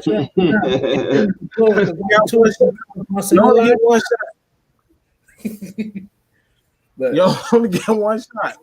I don't think you get too many shots to be the number one guy. You know what I'm saying? Especially, I haven't seen it. I don't. Let me know what you guys think, Terry, Tonio. Let me know what you think, man. Because, like I said, I haven't seen. He is a very good player. I'm not saying he's not a good player. I haven't seen that one game from Calvin Ridley that say, you know what, man, he's going to take Roddy White's place. He's going to take Julio Jones' spot. Like, have he had that one game for you guys to say, okay, this is it. This is your shot. I'm giving you the keys to this offense. Me being a Alabama fan is going to hurt me to the heart, but I'm going to have to say no. Like, it hadn't been that one, like, statement game, like, by himself. Like for instance, Roddy White was already the guy, but he had that one statement game when T.O. and Ocho Cinco came down to Atlanta and thought they was going to just do everything. And Roddy White said, hold up, I'm here. Right. That's what we need from Calvin Ridley. So no, we haven't seen it yet. Could we? Yes, but no, I don't think we've seen it yet. What you think, Coach or Top? I mean, so how many games has Calvin really had without Julio playing? So I know he's had what, like 2 games this year, if I'm not mistaken. And before that, I don't remember how many we've seen. Like this particular game right here, like he had a drop pass. He didn't go after the ball in the end zone. And like it's kind of like what me and Drew say all the time, man. It's like you only get a handful of plays where you could really make an impact on the game. So it's like he's still young. He didn't take full advantage of his opportunity because this could, just like Mike said, this could have been the game where he just went, to a whole nother level. You know what I'm saying? It's like right now we're looking at him like a B plus player or like a B level player. Like this game, it could have took him to the it could have took him to the stratosphere. Well, it just didn't happen this game. I mean, he killed it. Now he played some ball, but those handful of plays. Yeah, those handful of plays, he didn't, make those plays where he could have. And it's like I was saying earlier. It's like Matt Ryan put that ball up. There's only one guy that wears an Atlanta Falcons jersey that we seen would have made that play, or let's say 2 guys, because Roddy, he would have tried to make that play. But you know what I'm saying? Whenever he threw it up and we seen Calvin back there. Who was thinking, oh man, this is a touchdown? Like how many of us were honestly thinking that? Terrell's 4-4. Were you thinking that even though he got paid by Bama? Nah. I'm gonna say this real quick. I don't think Matt Ryan make that play. I don't think he makes that throw if he hasn't seen it before. So the real question is, like, did he really do what Matt Ryan expected him to do? Because he obviously threw that because he's done it before. You don't throw a pass like that to Lemonade Sakias. You know what I'm saying? Like this is Calvin Ridley. He's made that play before. Yeah. Think K-Style. Well, before I get to it, I'm gonna get to this $4.99 super chat by Nathan. He said, Nathan. Nathan.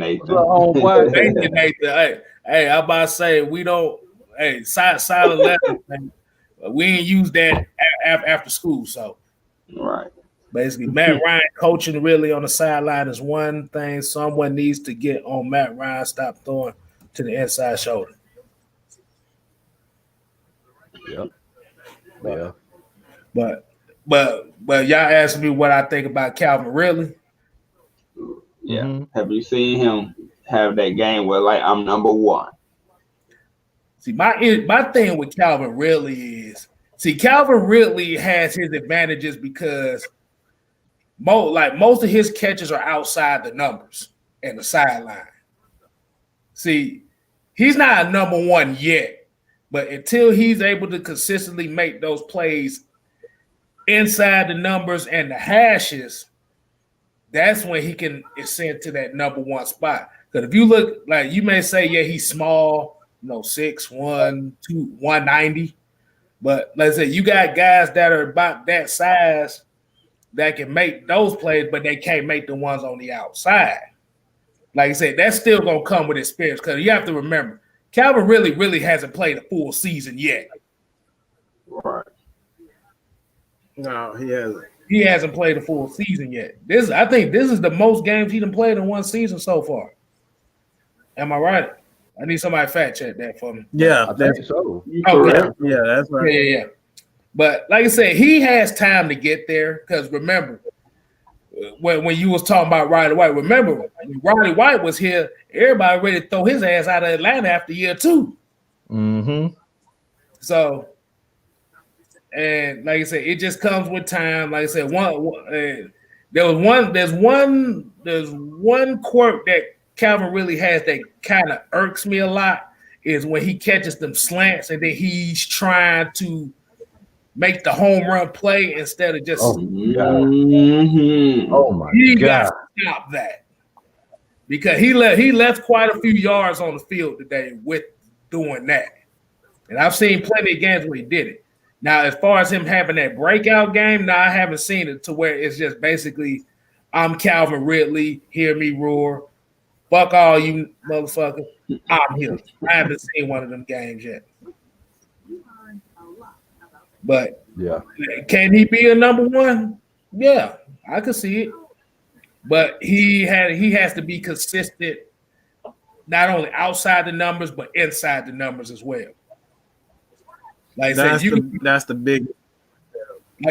biggest thing that you see inside the numbers. Inside the numbers. That's where you make your money at, man. Inside the numbers. Yep. Like I said, you could be toe drag swag on the outside, but if you're not making your mark inside the numbers and the hashes as well, then you're technically not going to be a complete receiver. Like I said, right now the way Calvin really plays, he's pretty much a slot receiver. Let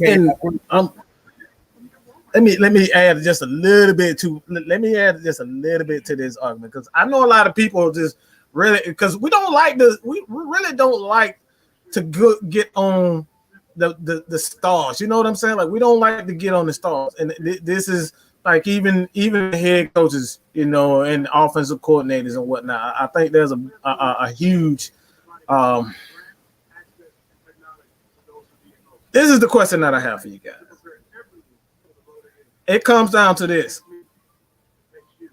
You have a choice right now. You got a choice. This is the choice that you have. It ain't no mistaking. All right. You have this choice. Calvin Ridley. You, as a head coach and a general manager, Calvin Ridley is ready for a new contract extension. Are you making him the new number one in Atlanta? And why wouldn't you? Are you doing that? And what's the reasons why would or you wouldn't? I about to say I'll go first on this one. I would. Only reason why I say I would, because if you look at Julio and where his contract is going to end, Julio is right there going to be at that age where he might not be as effective. Like, it's only rare that wide receivers over the age of 33, 34, 35 become or still effective.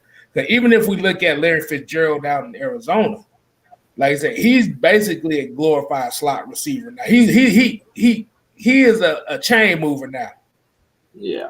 As far as Calvin Ridley, like I said, Calvin Ridley at the end of his deal, like I said, he still got 2 years on his deal since he a first round pick, plus the franchise tag and all that stuff. So you still got a couple more years with him. Like I said, eventually. Yes. Like I said, he scores touchdowns too. So it's not like he cannot find the end zone. But like I said, as long as you have the patience and let him develop into that number one, then we will be good. See, but the issue is, and like I said, I have to put the fan base on this. I'm about to kind of call the fan base out on this one. This Atlanta fan base has no patience for nobody. I'm just going to keep it real. They don't have patience for nobody. I'm not talking about everybody that might be in this chat, but I'm just talking about the general Falcon fan base. Don't nobody have patience for anybody. Like, I'll pay Calvin Ridley that money. Because at the end of the day, this is still a passing league. Like I said, he can develop into that number one regardless. And I think I'll pay it as well, because first of all, he is learning up under Julio, so hopefully with more time until Julio decide that, you know, he want to go or it's it for him. I think Calvin really just need to learn everything that he can under Ridley and, you know, try to apply the best of his ability. So I would, and then per se, like say if Julio was to retire, Calvin really gone. It ain't, so sure that we're gonna get that number one type of receiver anyway. Then we got to start all over with, trying to build up a number one receiver. So, and he scores, he's productive. So, I give him that chance. What you think, Coach? Oh yeah. I would pay him. Just one thing that I would do, I would offer him that contract, but moving forward after Julio Jones left, because I think Julio realizes that he has a chance to do something very, very great. I think he's going to try to stick around for a long time. I think that's why he, tries to kind of really take care of his body. So I really got a feeling close to the end of Julio's career, you're going to see him in the slot a lot more, working inside and, kind of in that Larry Fitzgerald role like Mike was talking about.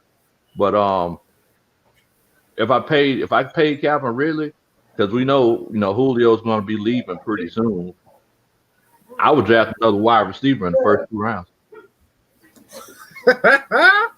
You know what? That's why I was headed. That's exactly where I was headed. That's exactly where I'm headed. I'm right there with you, Lo. I'm not giving him that money. I'm not giving it to him. I'm making him earn it. I haven't seen enough. Like we're talking about, he's going to get big time money. He's going to get, if Slant Thomas can get $20 million a year, there's no reason why Calvin Ridley can get big time money. We're talking about big time money. I'm not giving him that money because, for one, he's already shown those small intricate details that we need. You already said that he hasn't shown us in a short period of time. It's like, when you got a star. We know when we see, Patrick Mahomes. We know when we saw Matt Ryan. We know when we see Peyton Manning. These guys. We know that they are stars when they're stars. You know what I'm saying? It's no mistake about it. And not to say that he is a bad receiver. That's not what I'm saying. But we're talking about paying this money, big time, elite money. We're talking about elite money. He's going to get paid at least $21 million a year when his contract is up. I'm not sure if I'm ready to take that. I'm really not. I'm drafting another receiver and put that little, if that receiver in the next 2 years, within 2 years, don't show me enough, then I give it to him. But I can't, man. That's a hard one, but I can't get it just based on that, just based on the money, man. Yeah. That's one of the reasons why we kind of in the situation we in now, because we always pay those. Thomas Dimitroff loves those pretty guys out there. Those guys, that have all the armbands on their arm and all kind of stuff. We need to get those guys down low that, those people movers. That's what we need to really try to focus on moving forward. I think this next regime that we get in is going to focus on that. I think Arthur Blank's going to say, look, scoring points is cool, but we got to have, people on the line to play ball. Oh yeah, at the end of the day, the trenches win championships. Yes. Yeah. All day. Yeah, because I was only looking at it from the standpoint that you can still franchise him, because since he was a first round pick, you get those 2 franchise tags. And if that's one of those cases where if he's not going to sign a franchise tag, then you can move him. Yeah. And we don't know if he is a deal with that other thing too. We don't know if if he don't get what he wants, he may start acting like Tack. Like we haven't seen that yet. When it started getting contract time, people started tripping, man. Like, look, man, it's time, it's payday. I need my money. You know what I'm saying? I need my money. We haven't seen that we saw it from Julio. Julio said, look, I'm not gonna say anything, but I need my money. You know what I'm saying? We saw that from Julio. We didn't see that from Matt Ryan because Matt Ryan is Matt Ryan, but we saw that from Julio. And we seeing got a little attitude. He got it. Look, man, he got some. He's sparky, man. Look, the dude. Yeah. He bought it. He said he bought that. So that man gonna want his money, man. And I'm not sure he's gonna be all down for all those them games that these GMs and these owners be playing when it come down to payday. Right. Definitely. And Derek Bird said, "Where's all the Ridley slander coming from?" Look, man, we ain't never said that Ridley ain't no baller. Really, I think he's one of the top 10 wide receivers in the game right now. But he said nothing bad about Ridley, man. But when it comes to that moment when Julio is out, that's your time to shine and put up them ESPN highlight numbers, baby. So, like DeAndre Hopkins type of catches and stuff like that, it's your time to do it. I think what they're trying to avoid another Devontae Freeman. That's all we're trying to avoid another Devontae Freeman issue. We don't want to pay this guy and then we get his. We trying to avoid that. Hey, look, I'm about to say, I think what the issue is, a lot of people kind of differentiate criticism from bashing. Ain't nobody bashing Calvin Ridley. Like I said, we love Calvin Ridley. Like I said, we just feel like he needs to get better. Yeah, that's he has the talent. And he has the talent to get better. Cause he's one of it. Like right now, he's maybe like one of the top 5 best route runners in the league right now. But like I said, his only thing is, can he do it inside the numbers instead of just outside the numbers? That's he's running from contact. Yeah, he's running from a lot of contact. He showed up there, boy. Whenever he gets, because we were talking about it in the chat, whenever he catches inside those numbers, he'll literally run backwards away from the first down line so he don't get hit. He literally does. So, yeah, I mean, he's going to have to learn how to do that. That's something that Antonio Brown learned how to do because he wasn't that guy for a long time. He wouldn't go down there. Like, he was always on the outside. And, I think Vontaze Burfict, I think he reminded him why he didn't like to come down there. Vontaze Burfict.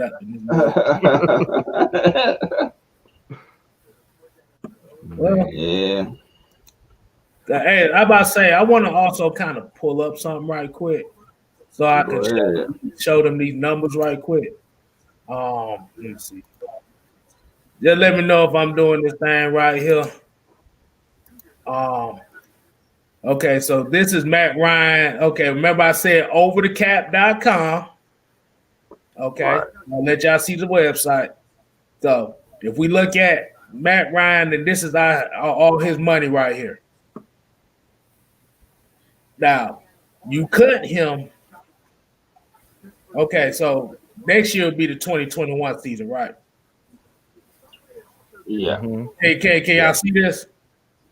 I could barely see it. Hold on, let me. Can you see it now? Oh yeah. Yeah. So we're looking at the 2021 season. That's next season, right? Next season. All right. So look at his base salary, prorated bonus, and look at his guaranteed salary. Now, this is what happens if you cut him next season. Look at that. They ain't doing that. They might try to trade him so they can try to move that money with him. That's the only bet they have. We got some trade. This is the money. That money goes. It doesn't matter. He's not on the roster. That's guaranteed. That's guaranteed money. So that stays. Yeah. Even if you try to trade him, that still goes against. Yeah. So I'm just pulling up the trade numbers right here. These are the trade numbers right here. And all right. So 2021 next season. These are his numbers right here. That's the dead cap, and this is how much you're gonna save on the cap. So basically, you're going to be getting rid of. You're gonna be minus 41 million on that if you trade him. That's pre-June. Now, if you do it post-June, like I said, you might have a better shot. See, but the only issue is who are you going to trade him to? Who are you going to trade to? Who's going to want to take that? Because they got to take on that contract. They got to take on the contract. That's the thing. Exactly. Not a lot of teams have that money, and that's the difficult part. Like only one team that really has a legitimate shot, and that's the Jets. The Jets, the only team that really has an opportunity like to take on that money. Maybe the Cowboys, but I doubt the Cowboys. Oh no, San Fran, Denver, yeah, Denver can take on that. But I'm not sure if Shanahan is gonna want to take on that. Like maybe he does if he's trying to get rehash some things. That's still going to be difficult because they have to pay their defenders. Like their defensive guys, they're coming. Look, they gonna look for their money, man. They're not gonna become paying for free. Especially Nick Bosa. Nick Bosa ain't gonna want to hear that. He's not gonna want to hear that. Wait next year. He don't want to hear that, man. Right. So like I say, it's basically one of those things where we're saying like, okay, if you want to trade him, like I said, that's fine, but that's going to be one of the repercussions if you do it, because that's going to be a lot of money that you're going to not only owe him at the end of it, you got to pay him for the remaining of the contract, which kind of puts you behind because the dead cap counts against the cap. And with the cap that might go down next year, ooh, that's going to be an ugly proposition. But like I said, you have to definitely find somebody that's going to be willing to not only take that contract. You have to, in order for another team to take on that contract, the Falcons will have to literally give up draft picks. So would you? So like I said, so that first round pick that everybody want Trey Lance in there for, if you want to trade Matt Ryan or somewhere else, and you want them to take that contract, you have to give up that first round pick because that's how fucking what was it? Houston with Brock Osweiler did. I don't know if y'all remember that. Yeah. They had that bad contract. Yeah, they did. Sign the trade. Yeah, and they had to offer like a first or a second round pick for him. Yeah. Just so they can take it. So like I said, it's not as easy as just trading him. Like I said, you have to have some kind of capital. Mm-hmm. So It's gonna be tough. But the thing is, though, is that what I've been saying is because look, it's not like Matt Ryan and Julio Jones haven't been performing. right. Like we've been saying the whole season, like they just been put in bad situations. So if I was a coach and I was coming in, especially if I was a young coach, I would look at it. I say, well, look, these guys, they have 2 or 3 years left in them. If we protect them, why don't I just take this team over and just build on the things that we need to build on? Like, do we really need to blow it up? Because look, Chucky himself said it. He said, look, this is the best 4-8 team I ever seen. I never seen a 4-8 team this good before. Like, it's not like these guys aren't performing. They just lost every way possible. Like Terror Artist 404 said, any way that we could lose, we've been finding that way to do it. I literally feel like we're going looking at almanacs saying, oh, I've never seen nobody lose this way. All right, guys, we got a new way to lose this week. So it's not like we're getting blown out. It's not like we're not moving the ball. It's not like we're just not showing up. We just had some bad leadership. So if I was a new coach coming in, I'm just gonna come in and be the stepdaddy. Ready-made team, bro. I ain't gotta do no work. I got everybody in place. I got a veteran quarterback. I literally have one of the best offensive personnel groups in the NFL. We just gotta clean up a couple of things and we're good to go. But that comes down to the question I asked the people earlier. I was like, so based on the quarterbacks y'all will want to come here in Atlanta, so who is going to be the offensive coordinator that y'all want to see? Because at the end of the day, it don't matter who you draft at quarterback. If the system doesn't fit the quarterback, it don't matter. I'm about to say, look at Chicago. They thought Mitchell Trubisky was the best quarterback in that draft. Look at that Chicago fan base now. They sick to their stomach right now. They stuck with 2 quarterbacks making over $15 million. Exactly. You asked that question though about what offensive coordinator I want to play the Matt Ryan strengths. I want this guy right here, Gary Kubiak. Oh no, I wasn't saying Matt Ryan straight. I was talking about the people that said trade Matt Ryan and the quarterback. Oh, okay. So I was saying, what offensive coordinator would they want that would fit that quarterback strength? Because if they're like I said, you can draft a quarterback and all that stuff if you want, but like I said, if your offensive coordinator's job doesn't pertain to bringing the best out that quarterback, it don't matter who you draft, first, second, third overall, hell, 165th pick, whatever. If the quarterback doesn't fit that system, you just basically just lost out on whatever. Yeah. I mean that's disagree. True. I just disagree with the notion that everybody think you can just bring in any type of player and just he's gonna perform well. Like I don't know how many scenarios that we've seen over and over again from years, from decades. You go back and look at Steve Young when he played for Tampa Bay. A lot of people forget about Tampa Bay, his Tampa Bay years. Man, he went to San Francisco and became a Hall of Fame quarterback. You know what I'm saying? So it's like you can't just because he looked good in college doesn't necessarily mean he's going to translate to the NFL game, and that goes for coaches as well. It's like just because Gary Kubiak, did well in not Denver, but Denver, but like these, it has to be the perfect marriage, man.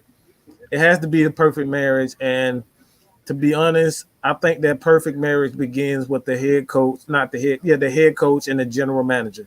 If their relationship isn't on par or eye to eye, doesn't matter which quarterback, how many picks we have, they gotta see eye to eye. And that's something when you go to the Chicago Bulls, the great Chicago Bulls, the Lakers teams, like they all had that great head coach general manager relationship to be able to to succeed. Like until we get that, I don't think it matters what head coach. That's why you haven't seen your boy Matt Mike really looking into looking at coaches right now, because I think it all begins with that head coach and that general manager, man. And more importantly for us, and that's the reason why I brought up Rich McKay, is Rich McKay really in the issue? Is Rich McKay really the issue? Is he the problem? We really got to look at that seriously. We really got to look at that hard, deep into that. If I can really say, okay, the Falcons have this issue. All right. Dan Quinn was fired. Mike Smith was fired. The only one that's left is Rich McKay. That's only right. The only two that's really left is Matt Ryan and Rich McKay. Matt Ryan is still putting up numbers, and Rich McKay, both of his guys got fired. So is it really, you know what I'm saying? Is it really him? Yeah. True. Yeah. That is true, though. That is true.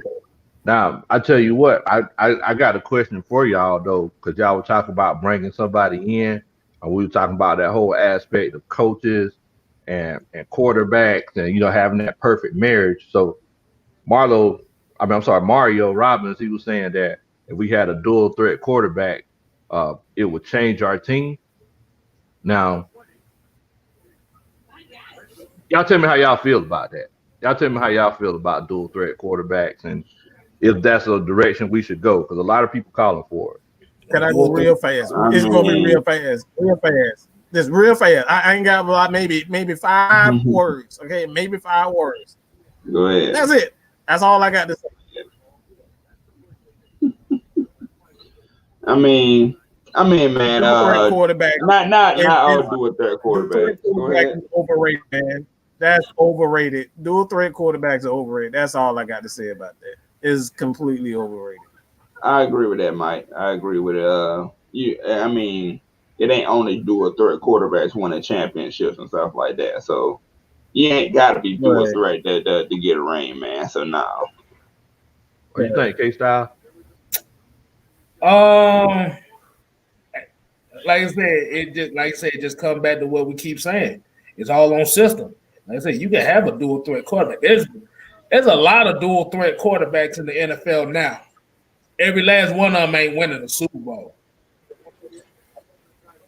Because like I said, even like I said, we played Justin Herbert today. Justin Herbert, like I said, when you're talking about dual threat, are you talking about a dual threat quarterback that can run decently, or are you talking about the Lamar Jackson style where he runs a 4-2? He reminds me of a lot of Matt Ryan. I apologize for interrupting, but he really reminds me a lot of Matt Ryan. When I saw him today, he looked so much like Matt Ryan, it was scaring me. He looked so much like Matt Ryan. I'm about to say you ain't. Nobody said anything. I'm about to say you ain't hear the commentator. The commentator was talking about how Justin Herbert was working with Matt Ryan in the offseason. I didn't hear that. I didn't hear that. Yeah. He reminded me the whole offseason. So yeah. Wow. Now that makes sense. That makes so much sense now. Yeah. Like I said, I listen to other stuff too now. I'm looking at other things. don't get it twisted.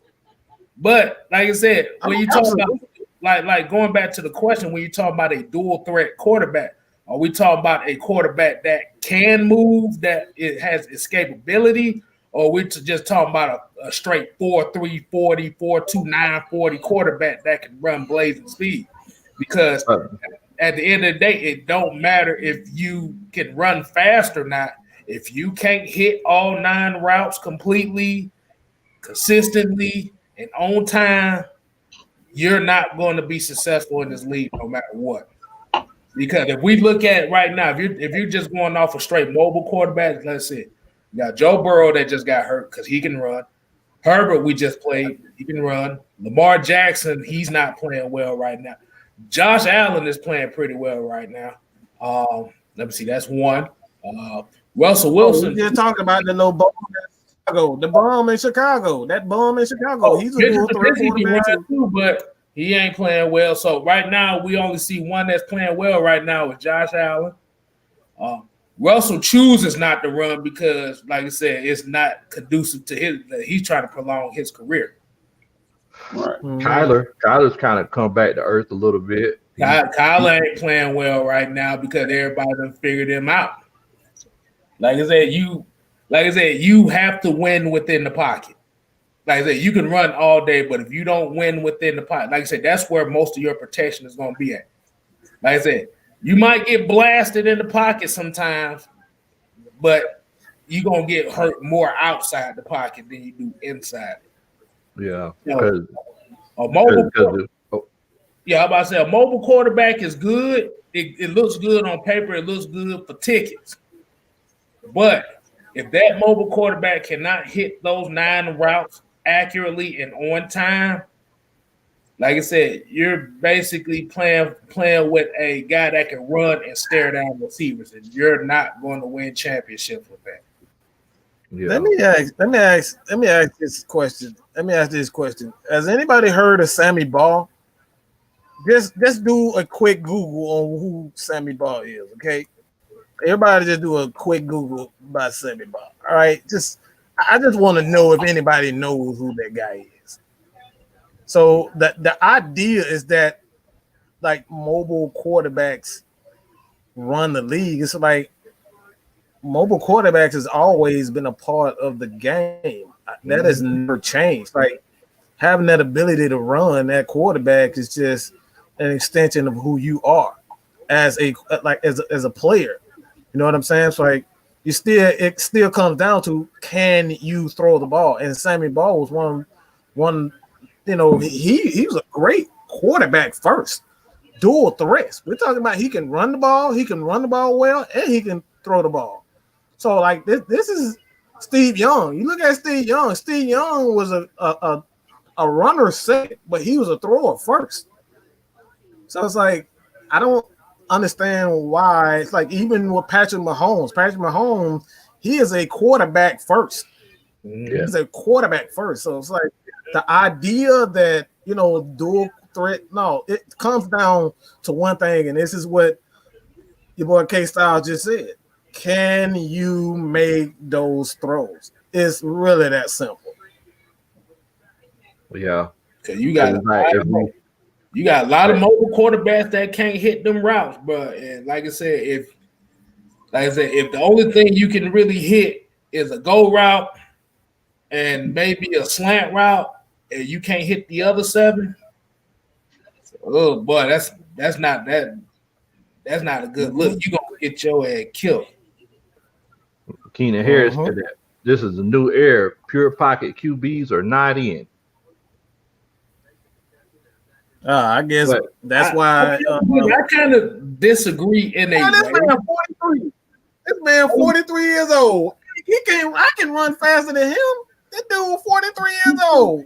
He's still in the league. Like I said, I kind of disagree in a way, only because I'm gonna look at it from this standpoint. When we're talking about mobility, you have to be mobile in the pocket to manipulate the pocket to where your throws can be most effective. You don't have a quarterback to be like that. Yes, exactly. But the problem is that we have a lot of quarterbacks that come in the league now that don't really have that type of pocket presence.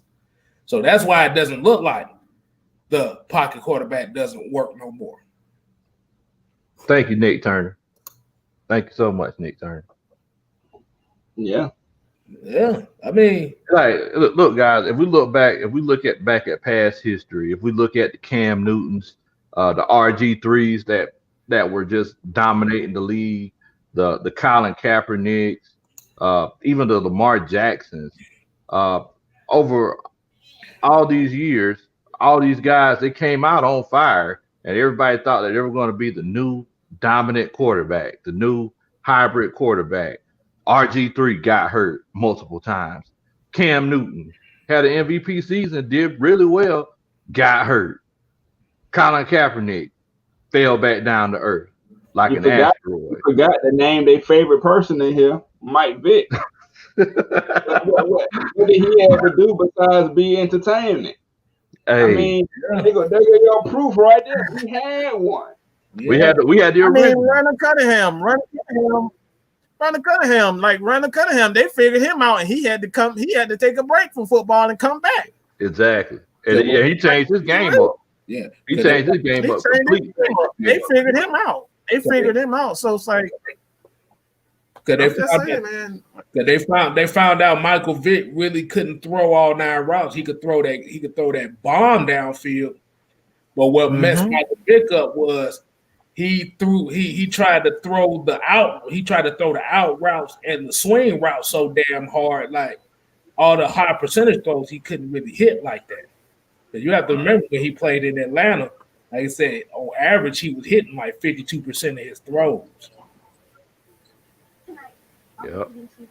So, like I said, you got Sean Jones in here saying he'll trade him for a Charlie Brown. He'll trade Matt Ryan for a Charlie Brown blanket. I mean, come on, man. Look. Because, like I said, I'm not gonna call. Like I said, everybody has their opinions on how Matt Ryan. Because, like I said, let's be honest. Everybody was ready to get rid of Matt Ryan after the 2012 season when they lost in the NFC Championship game. That's when they didn't even give him that.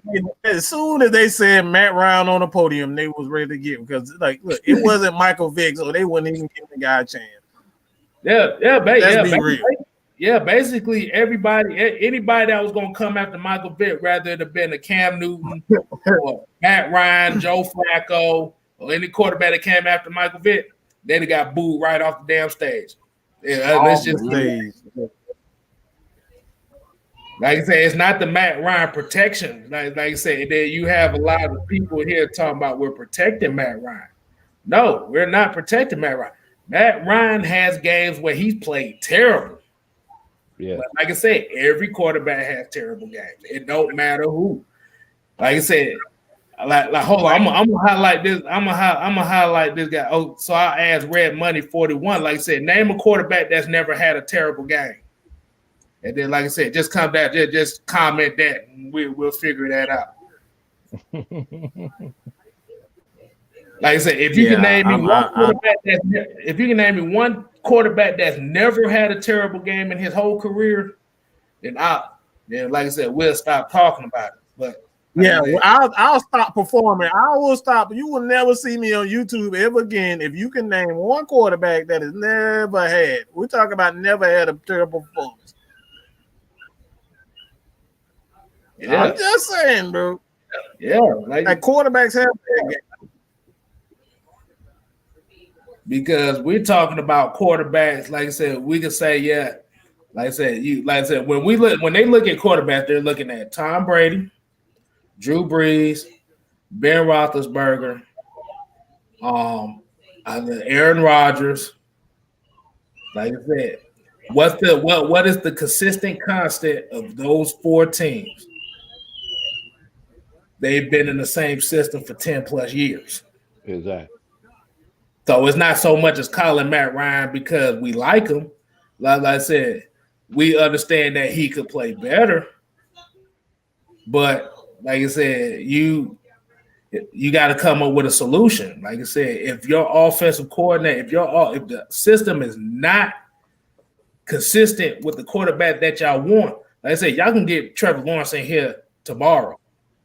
But if he's running this dirt cutter offense and he's playing the same way Matt Ryan is, y'all going to be ready to get rid of him after year one. I'm just going to be honest. Yep. Well, I definitely agree, man.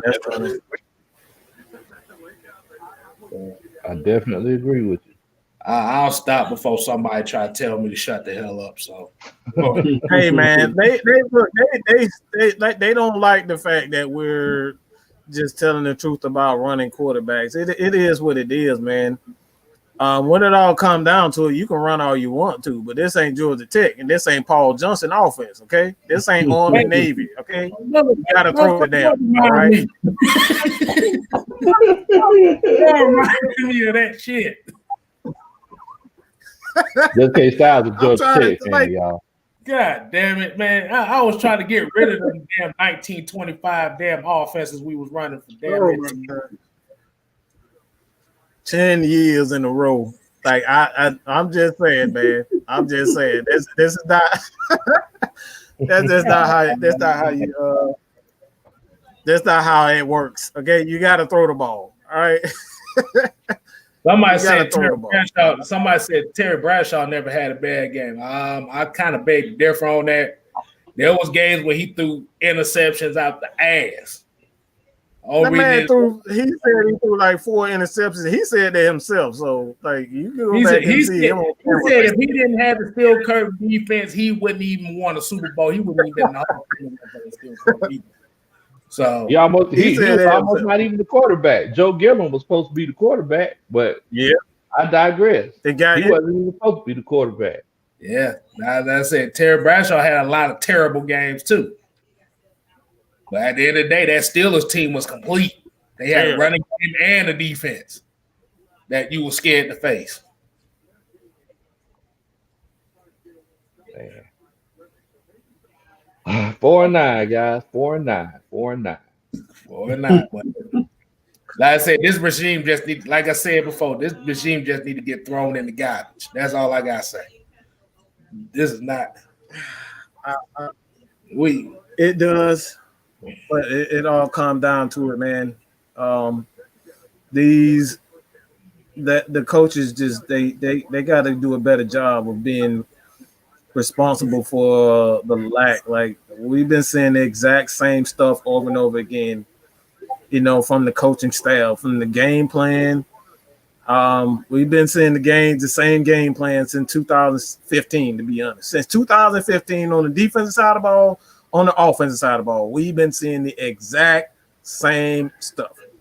So the reason why I brought that up, you know, who really is at fault? If you're consistently doing the same stuff over and over, is it really the day? I never had it. Nathan said I never had a terrible game on Madden. Nathan, stop it, bro. We've all had terrible games on Madden, bro. We've all had that one. That's a goddamn lie. That is a lie. I had terrible games all. You play all man if you want to. Play all man if you want. Play all man. You might well go ahead and just throw that control out the window. Man. And I'm the Madden guy here, but I've had some games too. Exactly. But the thing is, you gotta have them terrible games to get better. I love them at the end, like hours after. I'd be like, okay, now that I got my butt whooped, now I can learn from this. Man. Hold on, wait a minute. You see Charles Coleman said Jalen Hurts. I'm about to say Jalen Hurts he ain't had enough games to be considered in the damn conversation. Shout out Jalen Hurts, man. Shout out that boy Jalen Hurts going out there. He doing his thing though.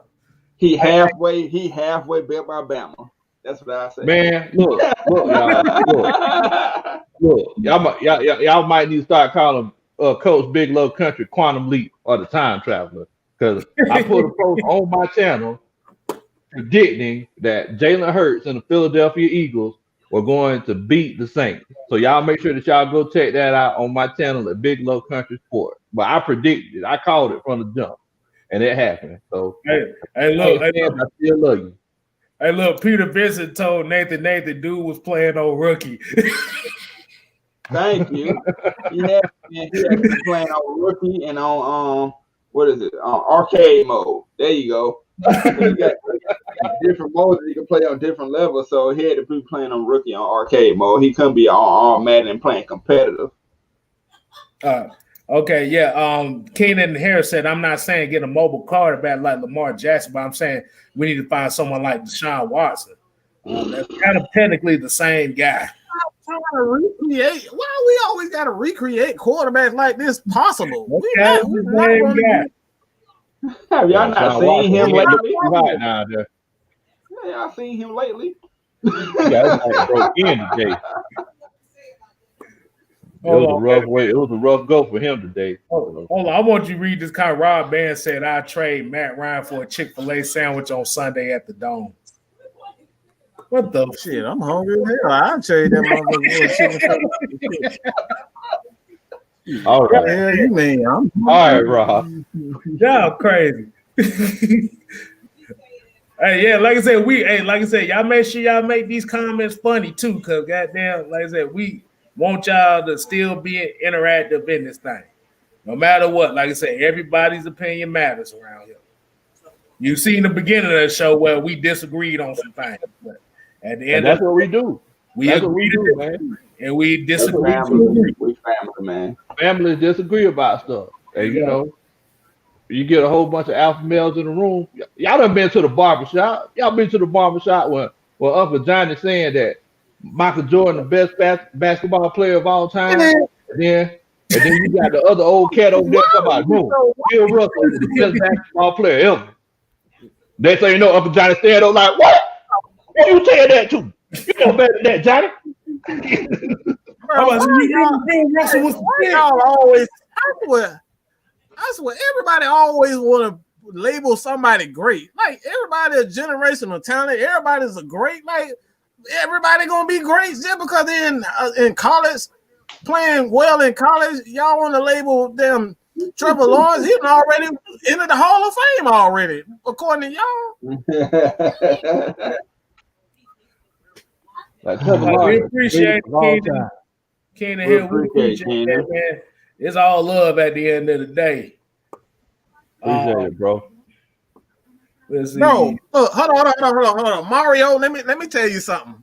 I'm always on my shit. The reason why I'm always on my shit because I did not lie. I'm always on my shit.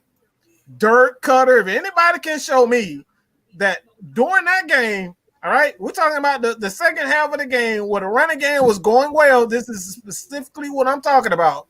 Why weren't we running the ball instead of running play action? Was anybody screaming, Dirk, what the hell are you doing? What the hell are you doing, Dirk? Run the ball, run the ball, run the ball. Why are you running play action? That's just truth.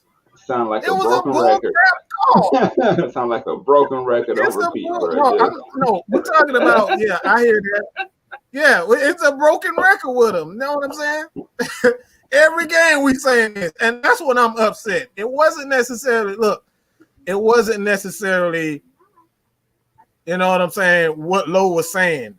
It's about it being a broken record. Every game we're saying the same thing about Dirk Cutter. Why aren't you running the ball? You're running play action. They know it. They're sitting on their routes. And that's why even a great quarterback like Matt Ryan is going to throw, 3 interceptions in the game, especially when the defense, we don't give a defense credit. They know what's coming, so they're going to sit on those routes just like they did today. They know coming. They know it's coming. So that's what my frustration is coming from a offensive coordinator. These defenses know it's coming. They know it's coming. And we got Dirk Cutter still calling it. So that's what my frustration is coming for. I'm tired of seeing the same stuff over and over and over again. You know what I'm saying? And it really is just that simple. Tired of seeing the same stuff over and over again, and we don't do anything about it. Besides just we're gonna put it on Matt Ryan, man. But yeah, definitely, like I said, at the end of the day, every quarterback had their fuck ups. Oh yeah, it is exactly. Like I said, if we're gonna charge one quarterback for their fuck up, we gotta charge them all. Right. Even win or loss. Like I said, at the end of the day, you have to make the plays that need to be made in crucial situations. Like you said, Coach, like you said, Tonell, like Juice say, like Mike say all the time. You got those 4 or 5 plays that need to be made in order to win the game. The Falcons did not make that today. Exactly. Offensively, mostly. Defensively, is a couple that could have been made, but like I said, those 4 or 5 plays are the difference between us being a 4-9 team now that we are and being a 9-3 team. Yeah. Like I say, it's culture, bro. Like I said, the culture of the Atlanta Falcons is not good right now. It's not good. It's soft. Like we say, it's soft. And like I said, it doesn't predicate to basically taking advantage of opportunities when we need to. It's like once we get up, it's like, okay, I'm finna just sit back, I'm finna chill and do. But if you don't keep your foot on those folks' neck, this is exactly the result you're going to get. Man, it's rough, man. It's rough. Man. I guess y'all the 2-point conversion? Yeah, we go. I guess we go ahead and end it on a good some note, whatever we got.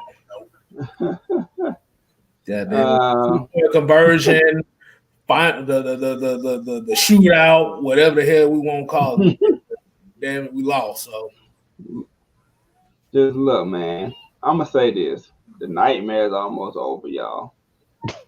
The nightmare is almost over. You got 3 games to go through this BS, and it's all over. You can put your heart pressure pills down for the off season. You can relax. You can actually enjoy your Sunday and watch some other football teams actually play some football correctly, and watch somebody win a championship and enjoy your life and don't have to worry about these Falcons. Watch the Cowboys. I wouldn't. Don't watch them. I wouldn't watch the Cowboys. If you want to look at some real football, don't watch them. But look, y'all, we appreciate y'all for watching each and every week. You got Tuesday, Atlanta Falcons heavy hitters. Wednesday, you got ATL and Sports Zone. And right after we get off, just stay right here on Mad Mike Sports and watch Miss McAtee and J-Rod. They should be over there now. And, you know, subscribe to my channel, man. The link is right here in the chat. I'm putting it down. Look, I'm at 377 subscribers right now. If all 123 of y'all go subscribe to my channel, I'll be well over 400. And I'm really one of the few Atlanta Falcons fans in Atlanta Falcons Nation, of course, and also one of the few Atlanta Falcons Madden players. So I represent y'all well. And, you know, come have your boy back. Hit that subscribe button and watch me rock on Madden. Lo, pass it to you. Hey man, just like your artist 404 said, look, it's been a rough season, y'all. You know, we've experienced all kind of losses. I think as a Falcons fan myself, this has been the most frustrating season I've ever been through. And I think the only benefit in this particular situation is that, you know, I get a chance to go through it with other Falcons fans. And, you know, we definitely appreciate y'all checking us out every Sunday, checking us out on Tuesdays for the heavy hitter. And me and my homeboy Tonio on Wednesdays, 8 o'clock, ATL in Sports Zone. You know, y'all make sure that y'all check out my channel, Big Low Country Sports. I'm sorry, y'all, I'm from the country, so it's spelled Kuntry. Make sure you do a country boy a favor and subscribe to my channel. We talk about football, basketball.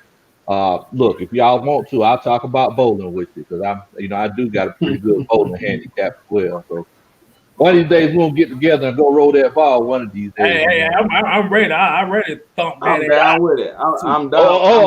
I'm down with it. I'm with the shit. I'm down with it. I'm down with it. Okay, so when I dust y'all off, we gonna take the picture. You know, I bring my own ball and shoes. Myself. I bring my own ball and shoes, so you know we could. Well, I ain't got that kind of game like that. I use whatever's at the alley. But yeah, man, yeah, we'll definitely be getting together once all this COVID and everything is lifted. But I'm gonna put my link in the chat, so y'all make sure y'all subscribe to my channel. That's Big Low Country, spelled with Kuntry, Big Low Country Sports. I'm gonna go ahead and cross it over to the right hand, that's over behind the back to Mad Mike. Tell me what you got, bro.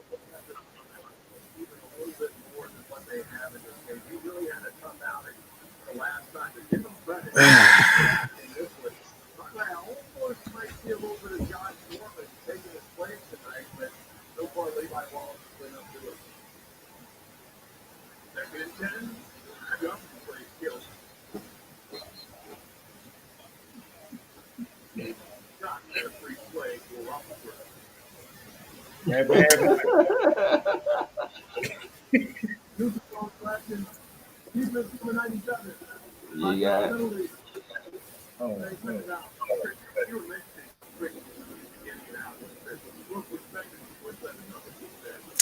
That's it.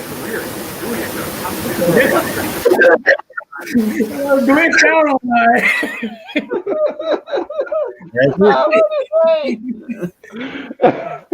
That's it.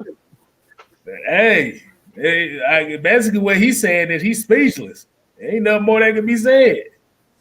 Well, so I guess I'll go ahead and I'll take his bounce pass. I'm going to. But like I said, at the end of the day, we appreciate everybody tuning in tonight.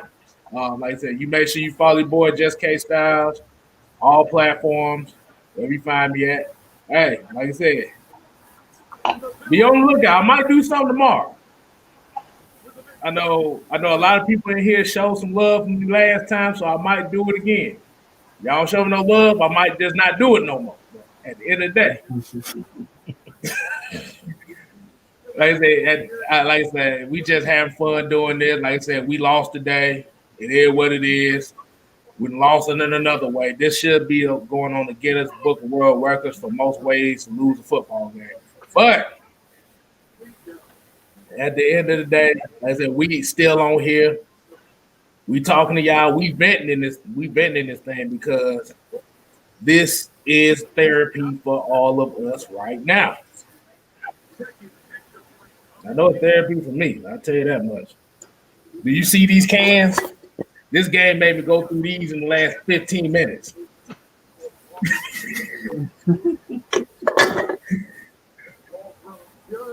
But that's all I gotta say. Like I said, just appreciate everybody just showing up tonight. Like I said, giving us the love that we give them too. That's it. All right. I just hope for the gone. I'm tired of seeing the same stuff over and over again.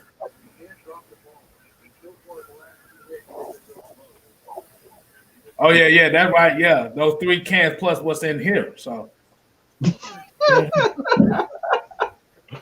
I ain't saying nothing. Somebody said something. I had to say that. So.